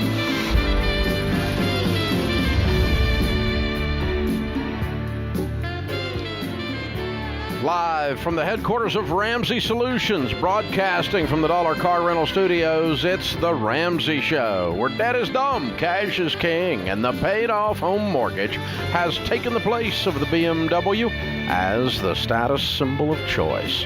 I'm Dave Ramsey, your host. Thank you for joining us. Open phones at 888-825-5225. George Camel, Ramsey personality, host of The Fine Print. The 10th episode for Season 1 dropped today, the Fine Print podcast. Be sure and check it out. This one's all about Robin Hood. And we're not talking about a guy with a band of merry men. We're talking about an app here that has been quite controversial and has pretty much been ripped to shreds by a whole bunch of people and is in real serious trouble. Yeah. And we actually talked to Kate Rooney from CNBC, a tech reporter, and she really unpacked this for us along with Jerry Walsh at FINRA because they fined them $70 million, the biggest fine ever levied against anyone. And it was for good reason. And so we unpack what's going on with Robinhood and if you should be putting your money there and what your options are when it comes to DIY investing. Merry Band of Thieves, is that what it is? Oh, that sounds right. It's been a while. Robinhood's old school. Yeah. There you go. Check it out. Check it out. Be sure and do that. Call us here. We'll talk to you today about your life and your money. Alexandria is with us in Canada. Hi, Alexandria. How are you? Hi, I'm good. How are you? Better than I deserve. What's up? So my question for you is around housing. I'm willing to move, but having a difficult time deciding what to do. I'm 28 years old. I'm from Vancouver, Canada. I recently graduated with my degree, so I make $40 an hour now. I've been living on my own for 10 years, but before now, I've never made more than $35,000. I live in a very small, dark basement suite. There's no natural lighting, but it's what I could afford while I was in school. My rent was 50% of my income before, it's 25% now. But my housing situation is having a negative impact on my mental health. Again, it's just very dark and small, and it's really negatively impacting me, but I am not able to find anything else that seems like a smart choice financially. The cheapest basement suite I can find right now is $1,300. I currently pay $980. Moving to a different town seems silly because I make as much as you can make with my degree. And so if I moved somewhere else, I'm likely to make less money. I tried to get pre-approved for a mortgage, but my finances weren't high enough. I haven't made enough money. And so I just don't really know what to do. I feel like I'm stuck between a rock and a hard place. I can't find a rental that's feasible. I can't buy. Where I'm living right now is really making my mental health suffer. And I just don't know what to do. So why are you looking at basement suites? Have you looked at just an apartment? She lives in a basement suite. Yeah, but you said you looked at another one, and they're $1,300. Yeah, I mean, it's all the same. I would live anywhere. Okay. Well, you make $40 an hour. Do you have any debt? So I have student loans taken out, and I have $31,000, but I also have the full amount sitting in an investment right now. So like in a brokerage account? It's non-retirement? Yeah. So I have $35,595 in my investment right now, and I owe $31,681 in student loans. So I have like $4,000 technically. That's mine. If you're going to cash out and pay those student loans off today? I know that's what you would teach, but the investment's doing really well. But you're broke. I'm confused. Why did you call us for help if you don't do what we teach? Because I am really interested in your advice about my housing situation specifically. Well, the housing situation gets tied into your debt and how much money you have and how much margin you have. Could you afford this $1,300 in rent if you didn't have any debt? No, even if I paid the student loan back, I think I'd still be in the same position because I'm just basing it off my income only. Would you be willing to get a roommate? I've had roommates before until the last year. I've lived on my own for 10 years, and I'm just really feeling like at this point in my life, I need to prioritize living on my own to ensure that I prioritize my wellness. I've lived with over 40 Well, let me help you. Being broke is going to mess with your wellness, too. Yeah, it is. So something's got to give here. You can't just make up your own rules and call it wellness. You can't. If you want to move out of the basement, I don't really blame you for that. But you're probably going to have a roommate, or you're going to move to a different city, and you're going to investigate what you can make in a different city where there's a lower market with real estate, but probably a lower market on wages is not necessarily wrong. What's your degree in? Child and youth care counseling. So it's similar to social work. Yeah. And it probably will not be dramatically different. If you move to a real estate market that is way cheaper, let's say 25% cheaper, I doubt your wages drop 25% in that marketplace. So I think you investigate working in a different city that's less expensive. Vancouver is one of the more expensive cities in the world. I mean, you're talking like New York City here, Chicago, Miami. These are L.A., San Francisco. Vancouver. It's on the list. Toronto, right? These are major metropolitan centers in the world and very, very expensive to live in. And childcare and social work areas probably very difficult to make a go of that. So you get to decide which of these things you're not going to do. But you can't do all of them just because you want to. So I'm not going to live in the basement. I am going to have a roommate, and I am going to move. Or I'm not going to live in the basement, and I'm not going to have a roommate, and I'm going to move even further out. You get to decide, but you don't get to make math up because and call it wellness. Because being broke is also going to affect your wellness, your mental health. It's stressful. It's unbelievably anxiety-ridden. There's all kinds of problems around it. So, you know, I don't blame you for wanting to move out of the basement, but you can't put 73 boundaries on all this decision and still end up with a smart decision. That's what your pinch is. And you called up wanting our advice on stuff when you already don't take our advice, which is also illogical. So I don't know why our advice on real estate works when it doesn't work on the other stuff. So pay your stupid student loan off, get a roommate, and move to a rural community. But you're probably not going to do any of those. Yeah, and I'm doing the math here, Dave, and if she's making $40 an hour and she's working full time, it's about $76,000 a year. So even after taxes, she can afford a $1,300 apartment if she got out of debt and if she had her money back with her. But she's doing it her way with her own plan, and I wish her the best. But it's not going to work out. And the wellness part, like you're mentioning, the best thing you can do for self-care is get yourself debt-free. Well, and start putting reasonable boundaries in your life that are doable. Open loops are what bring anxiety, meaning decisions that are not made. Decisions where you leave things hanging in your brain that you don't have a loop on, you haven't closed the loop on, you haven't made the call, is the ambivalence is much more stressful than actual hard times. So pick your pain. You're going to have a roommate, you're going to move to a rural area, you're going to live in a basement. Pick your pain. Because one of them's coming, darling. Oh, the third one is financial problems. Pick your pain. One of those four is coming to you. You probably ought to decide that on purpose. That's what I would do. It's a lot less stressful, a lot better for your wellness. This is The Ramsey Show.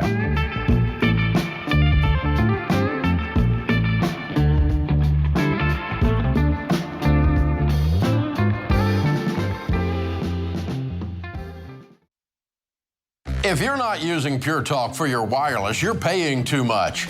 Pure Talk gives you the same great 5G coverage on the same 5G network as one of the big guys for half the cost.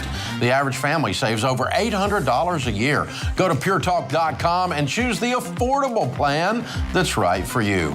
With their 30-day risk-free guarantee, you have nothing to lose. Go to puretalk.com and enter the promo code Ramsey to save 50% off your first month.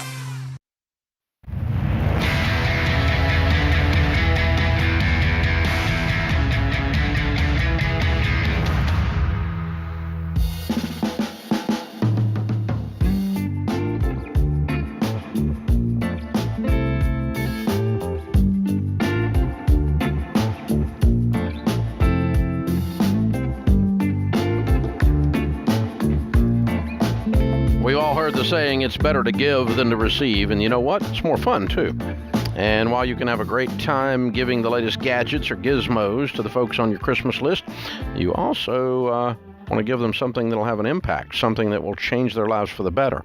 That's why our team is starting our famous week-long Black Friday sale today.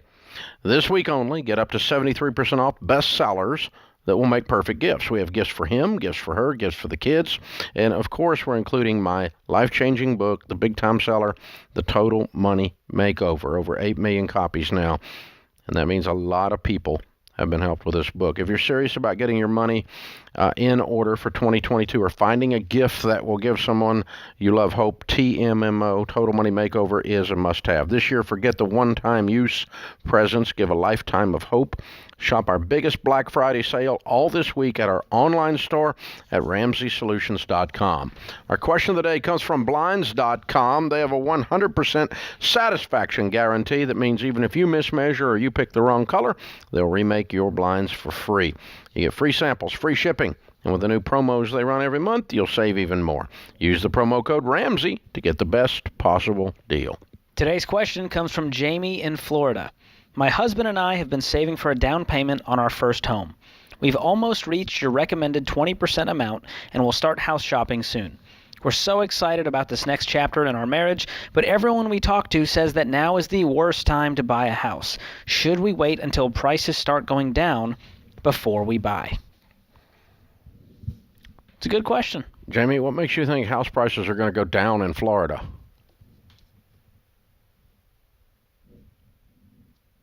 I think the market will calm down, and I think it will quit shooting up as fast as it's been shooting up. But I don't think they're going to go down.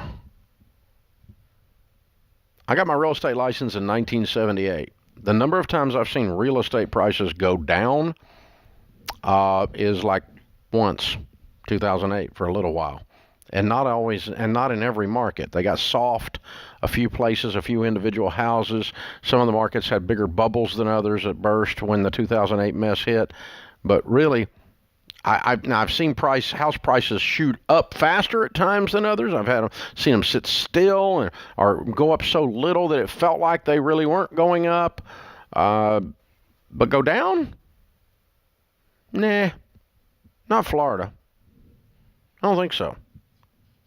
Now, California, yeah, they go up, they go down. I have seen California go down because it's a wicked, weird real estate market. But not Florida. I mean, go back, ask a real estate agent to give you a 50-year, back to the 70s, a 50-year look on Florida real estate and see how many times it actually went down. Now, resort property in Florida might have gone down because you get the overbuild at Destin and then the crash at Destin and then the overbuild at Destin and then the crash at Destin. So resort properties do have some volatility, but I'm talking about traditional single-family homes that you're talking about buying, Jamie. I don't think they're going to go down. No, and I think the key here is if you're financially ready, it's going to be a good purchase. Because over time, it will appreciate, like you're saying, Dave. But the key here is most people are not doing this. They're not saving 20% down. They're not doing the 15-year mortgage, and they're overbuying. They're house poor, and that's the bigger issue I'm seeing here. So if you've got the money, you've got 20% down, and you found that right house for you guys, go for it. Don't wait. When I was a little kid, and they're coming back, you probably go to one. We have these things called barbershops. Oh, yeah.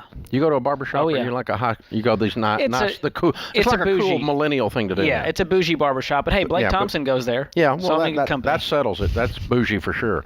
But I mean, when I was a little kid, it was more like something like out of Mayberry RFD, right?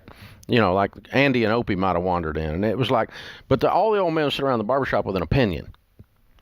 And I'll never forget my dad. We were coming out there one day, and he said, "They said I heard," are two of the biggest liars on the planet. They said and I heard. And I always thought about that. They're a financial planning firm, too. They said and I heard. Everyone. But everyone we talk to, everyone is stupid. They said and I heard they're just liars, and they're dumb. Everyone's broke. You don't want everyone's opinion on stuff. So I'm with George. If you're ready to go buy a house, go buy a house. Now, take your time. You don't have to get house fever. You don't have to overpay. You don't have to be rash. You don't have to make an unwise decision. Go small. Go slow and steady. There's no huge rush. But time to do it. You know, if you're ready to do it, step on it. Let's get her done. But yeah, everyone, they said and I heard, they're bad folk. They're bad folk. There you go. All right, open phones at 888-825-5225. Thanks for joining us, America. We're glad you're with us. All right, up next is going to be Matt in Knoxville. Hi, Matt. Welcome to the show. Hey, Dave. Thanks for taking my call. Sure. What's up? About 7 years ago, my father passed away, and he left an inheritance to me and my sister. Of that, he gave me a lot more than what he had given her. My sister's never been very responsible with money, and what she did end up was around $70,000, and it's all gone, and she has nothing to show for it and that type of thing. However, 5 years before my father died, my mother also died, and she had told me her intention was to split the money between me and my sister 50-50. She didn't tell my sister this, and my sister doesn't know about it. I've been holding on to the money with the intention of being able to do that, and she doesn't ask for anything. See, it's not something where she keeps coming and asking for money, and I'm telling her no. But I don't want to. I feel like on an ethical level, I'm just not doing the right thing.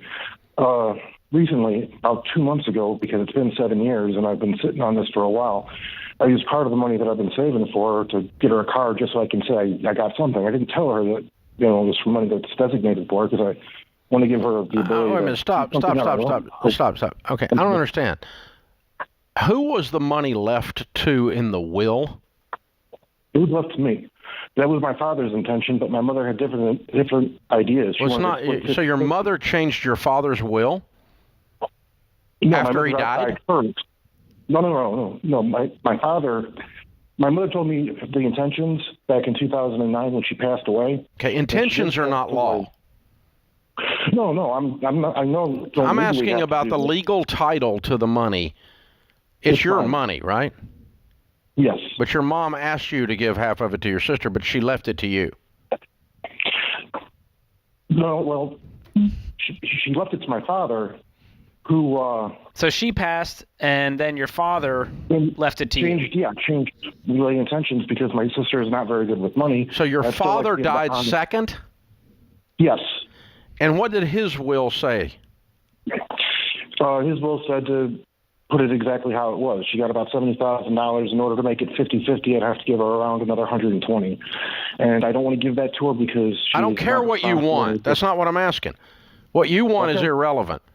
You're breaking the freaking law. You're going to get yourself in trouble.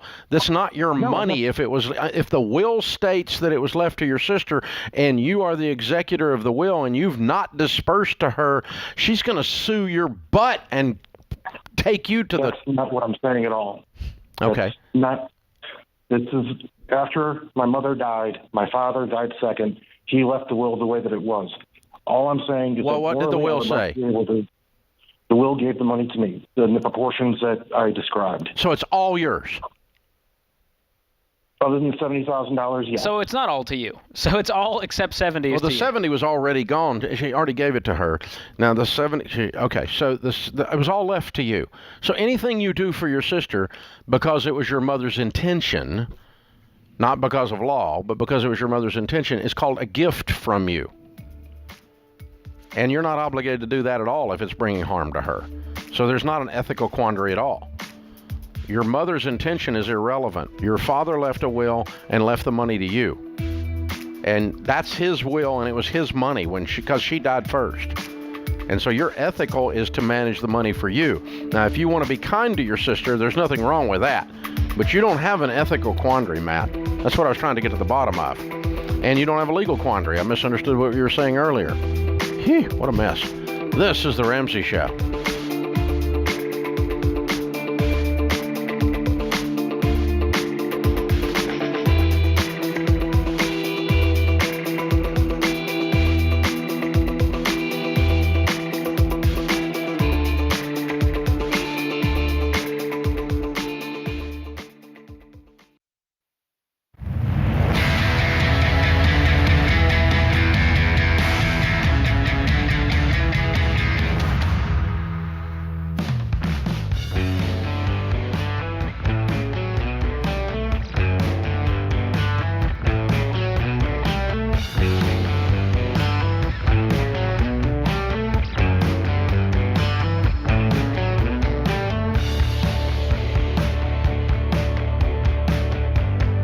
George Camel, Ramsey Personality, is my co-host today.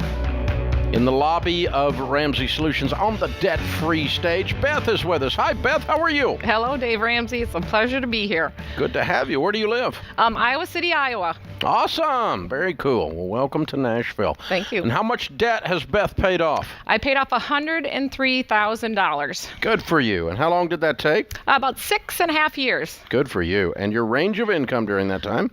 Between $58,000 and $84,000. Cool. What kind of debt was the 103? It was my mortgage. Yay!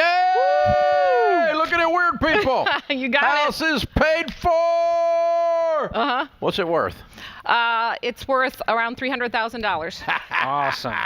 And it all belongs to Beth. Completely mine. How's that feel? It is unbelievable. It is just an amazing feeling. Don't have a payment in the stinking world. Don't have a Not care in the world. Anybody telling you what to do and making 84 grand, life is good. Mm-hmm. Well done. Thank you. What do you do for a living? I'm a physical therapist. Oh, Awesome. good. Okay, good for you. Well, you got quite a PT business going. That's good. Yep. Good for you. Awesomeness. So what started you on this Ramsey journey 6.5 years ago? Well, it goes back a little bit further. In 2008, my husband wanted me to do the Dave Ramsey financial peace class at our church, and I said, no, I don't want to do that. That's stupid. Mm-hmm. So he got really smart, and in the summer, as our kids were playing outside, he would turn on his truck and turn on the Dave Ramsey Show. So all summer evenings, I spent hours outside with my kids listening to you on the Dave Ramsey Show, and by that fall, I was all in. There you go. So we took it in the 2008, right before the crash, which I'm so thankful for. He was a painting contractor. It really probably saved us quite a bit of heartache at that time because we were on that path and we knew how to budget. My life had a little bit of a hiccup. He and I separated in 2014. I had 3 kids, and I moved into a house into town, and we took the equity from the house. I took my equity from the house and put it in my current house, and I had $90,000 left to pay. And then that house would be mine. And so my goal was to do it in 10 years. I did it in 6.5. So I have a house completely paid off. I am completely debt-free. And life is good. I love it. Well, congratulations. That's amazing. Wow. Very, very well done. You had a lot of life transition happen. I did. And then you went, we're doing this thing. What was that catalyst that really made you go, you know what? I don't want to have a mortgage for 15 or 30 years. I'm doing it way sooner. I think I was, when the divorce happened, I had some of your financial planners who I had been working with, and he kind of said, just take 2 years off and just figure out your new normal. And I really appreciate him for doing that because it did take me a while to find my new normal. And then when I came out of that new normal, I just kind of each year met with him, and we just set goals up. And I just finally said, you know what? I just really want to be debt-free. It just is going to free me up. It's going to allow me to do things with my kids and my life that I can't. And then when COVID hit, it really showed me even more so. Single income, lost part of my income because of COVID. I work in healthcare. So it really just fired me up. I made the goal of 2020 paying off $20,000 on my loan. Of course, in February, my income dropped. Of course. But through God's grace and budgeting and my kids' support, I actually paid off $21,000 that year. And so I am just thankful for that. I struggled. We pinched pennies. I just really did it. And just kind of showed me I could do it. And at that point, it was like, you know what, I'm all in. I kind of scraped and found money. And in May of this year, I just threw it all in. And I said I was done. Finished it. Yeah. Boom. Just like that. Just like that. You're a hero, girl. Thank you. Well done. Very well done. Thank you. So who were your biggest cheerleaders? I did it for my kids as well as for myself. Early on, I didn't really tell them about it. Probably the last 3 years, I really brought them on board. They're old enough to kind of understand that. They all were required to get A's in your personal finance class that they had to go through in high school. It didn't matter about grades except for that class. They all had to have an A. So they've seen me live it. So bringing them on and just sharing them what my goal was, I think kind of brought us closer together and made it real for me. Yeah. So they were my biggest supporters. Right. And they came down with you to cheer you on for the debt-free scream, too. I couldn't do it without them. I love it. Yeah. Very It sounds like they were your why, too, along with being the cheerleaders. Most definitely. They say that kids you're not taught them, they caught it. My kids have watched me do this. They know where my envelopes are. They know what my envelopes are for. They know we don't go beyond our envelopes. They know I budget every single month. They come up and say, yep, we can live for another month. I got the budget going. So they have seen me do it. And that's really what I wanted to impart to them is just financial wisdom and financial peace for them because it makes all the world's difference. Yeah. And as a result, you have a paid-for $300,000 house. Yeah. Boom! Let's go, Beth. I like it! Well done. Very well done. All right. So when people ask you, you're weird. You have a paid-for house. I wish I could do that. You're so lucky. How do you tell them that they can do it? If they want to get out of debt, if they want to be you when they grow up, how do you tell them to get out of debt? It's really the budget, and I really hated that B word when I first started this journey, but it is just freedom that way. Once I set the budget, I know where the money's going. And then it's the discipline, too. It does take discipline as a single parent, making those decisions. You're in control of the money. You're not necessarily accountable to anyone. It did take a lot of discipline. But I look long term. That's what life's about, is what do I want long term? I want to be financially secure. I want to travel. I want to make sure my kids have that same foundation. So those are the kind of things that motivated me to stay on this journey. Mm-hmm. Very good. Incredible. And the kids are here. They are. They made the journey with you. Yeah, all right. Well, let's get them up here and let them do the scream with you. How old are they? What are the names and ages? I have Nicole here. She's 22 years old. Mm-hmm. I have Aaron. He's 20 years old. Mm-hmm. And Megan, my youngest, she's 18. All right. Very cool. What a great start. Very, very, very well done. Thank you. Good stuff. Well, we've got a copy of The Legacy Journey for you. That's the next chapter in your story, because you're going to be a Baby Steps millionaire before you know it. You are on your way, kiddo. Well done. And a copy of the Total Money Makeover to give away and help somebody get paid forward and get started on their journey. And very good. Way to go, you guys. I love it. Proud of you. Good stuff, Beth. Thank you. All right, it's Beth in Iowa City, Iowa. 103,000 paid off, house and everything. 6.5 years, making 58 to 84. Count it down. Let's hear a debt-free scream. 3, 2, 1. I'm debt-free!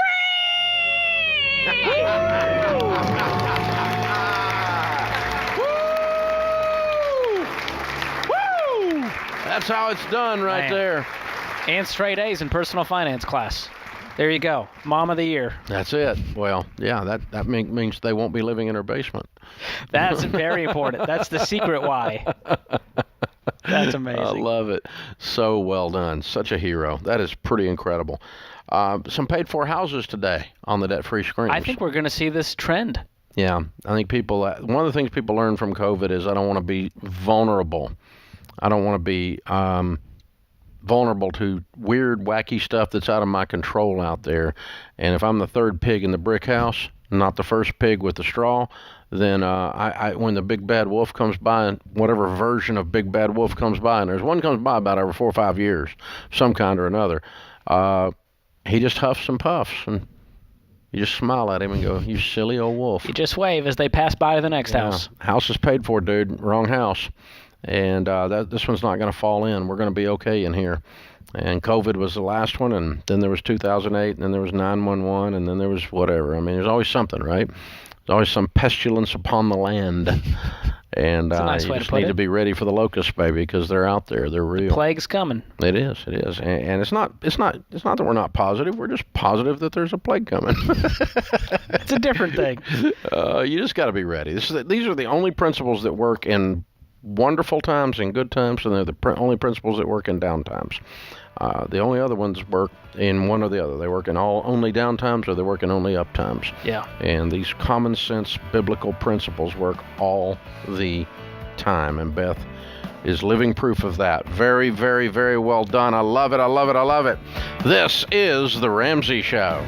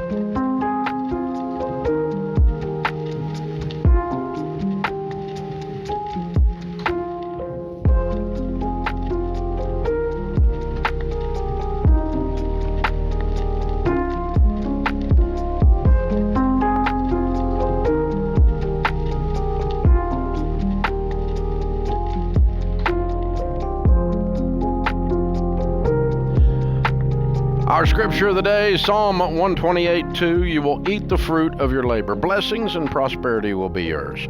Careers are a jungle gym, not a ladder, Sheryl Sandberg said. This is The Ramsey Show. George Camel, Ramsey Personality, is my co-host. We're talking about your life and your money. Open phones at 888-825-5225. Mackenzie is in Austin, Texas. Hi, Mackenzie. How are you?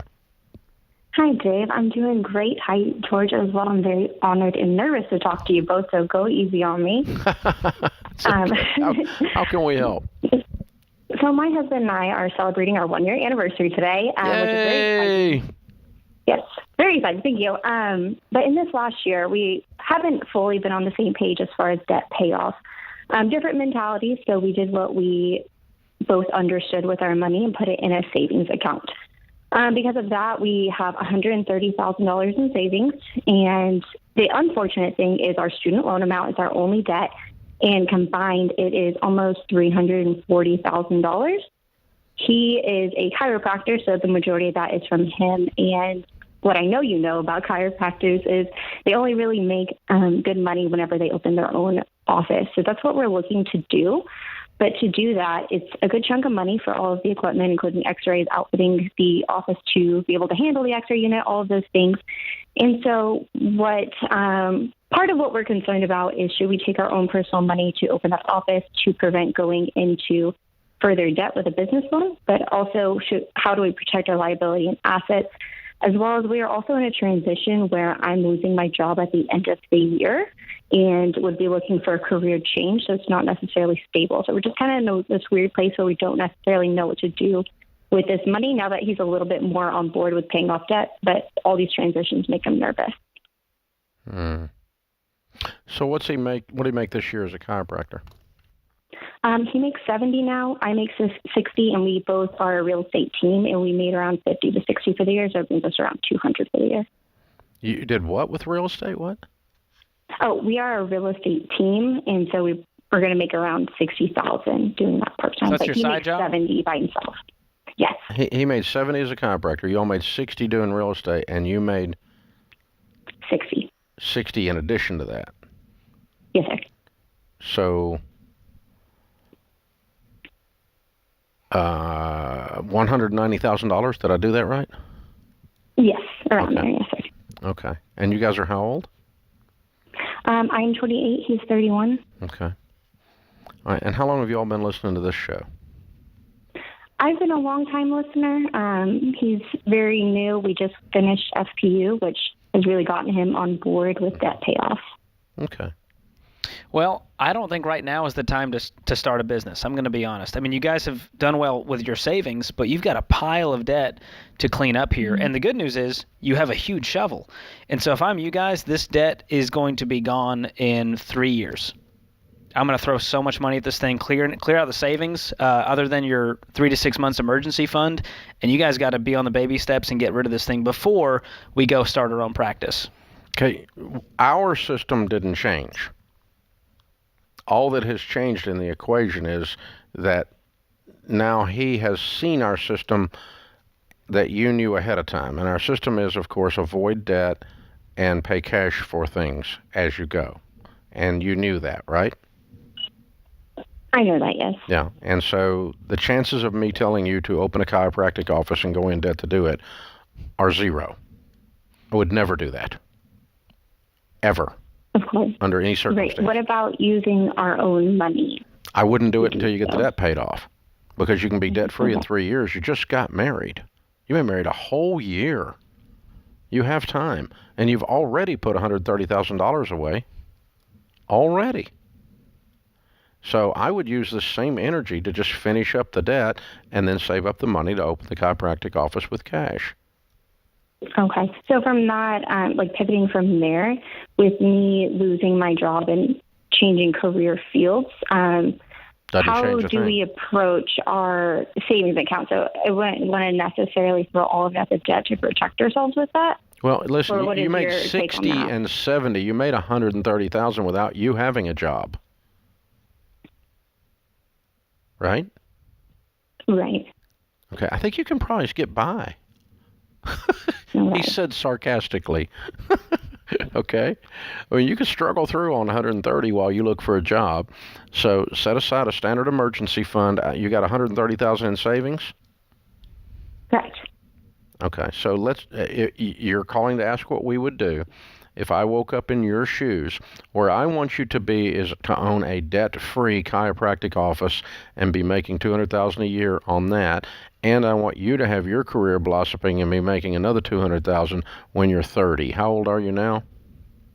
28. Okay, well, when you're 34 then, okay? Because it's going to take you a couple years to do all of this, right? And that's where I want you to be. But between now and then, what you're doing will feel foolish to idiots in the world and idiots in the chiropractic world in particular. Because they're all about how much debt they can go in, and there's this endless pool of debt because they have this endless desire to go and do something that they're not yet ready to do. And I work with them all the time. Broke chiropractors are everywhere. They're everywhere.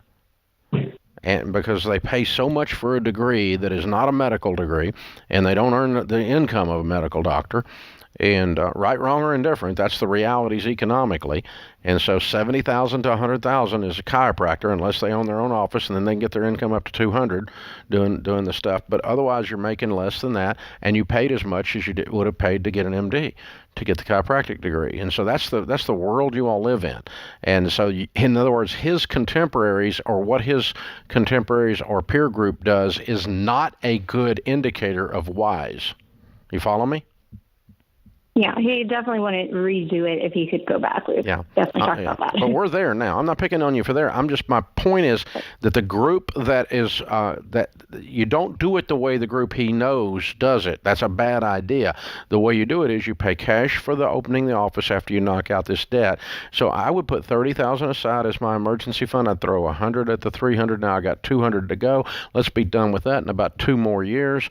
Year and a half, or 2 to 3 years, you're 100% debt free. Then you throw another $100,000 aside and open his office, and you will open it with different equipment than if you did with borrowed money, and you can make a good living, and you can reinvest back into it as you go, and grow your equipment list, and grow your office, and even grow other chiropractors working for him, and begin to build a sizable practice layer upon layer. Cumulative effect of this, and you're going to be in really good shape. But you need to be the tortoise and not the hare. You cannot borrow your way into prosperity in this setting. You're going to create yourself a mess.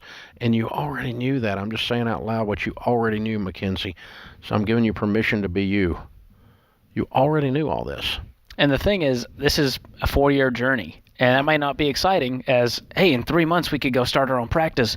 But the problem is you're still going to be broke, because now you're going to go into debt for the practice, have $340,000 in student loans, and no income is going to feel like enough. And it changes how you manage the practice. And it changes the equipment you buy, because it's all done with borrowed money and under stress. And it sets you up for failure. It sets you up for a longer term to become financially free as a result of all this work. So you can make a really good living as a chiropractor, but you've got to do it smart, and you got to do it a different way than most of them do it. And sounds like you got a knack for real estate between the two of you too. So I can push on that button for sure, and then continue to work your other career, Mackenzie. Be patient. You've been married 1 whole year. You've got time. You got time. You're going to be okay. Do it smart, and do it gradual, and do it slow. Please. George, good show today. Fun times. Good job, James and Kelly in the booth. I'm Dave Ramsey, your host. We'll be back with you before you know it. In the meantime, remember, there's ultimately only one way to financial peace, and that's to walk daily with the Prince of Peace, Christ Jesus.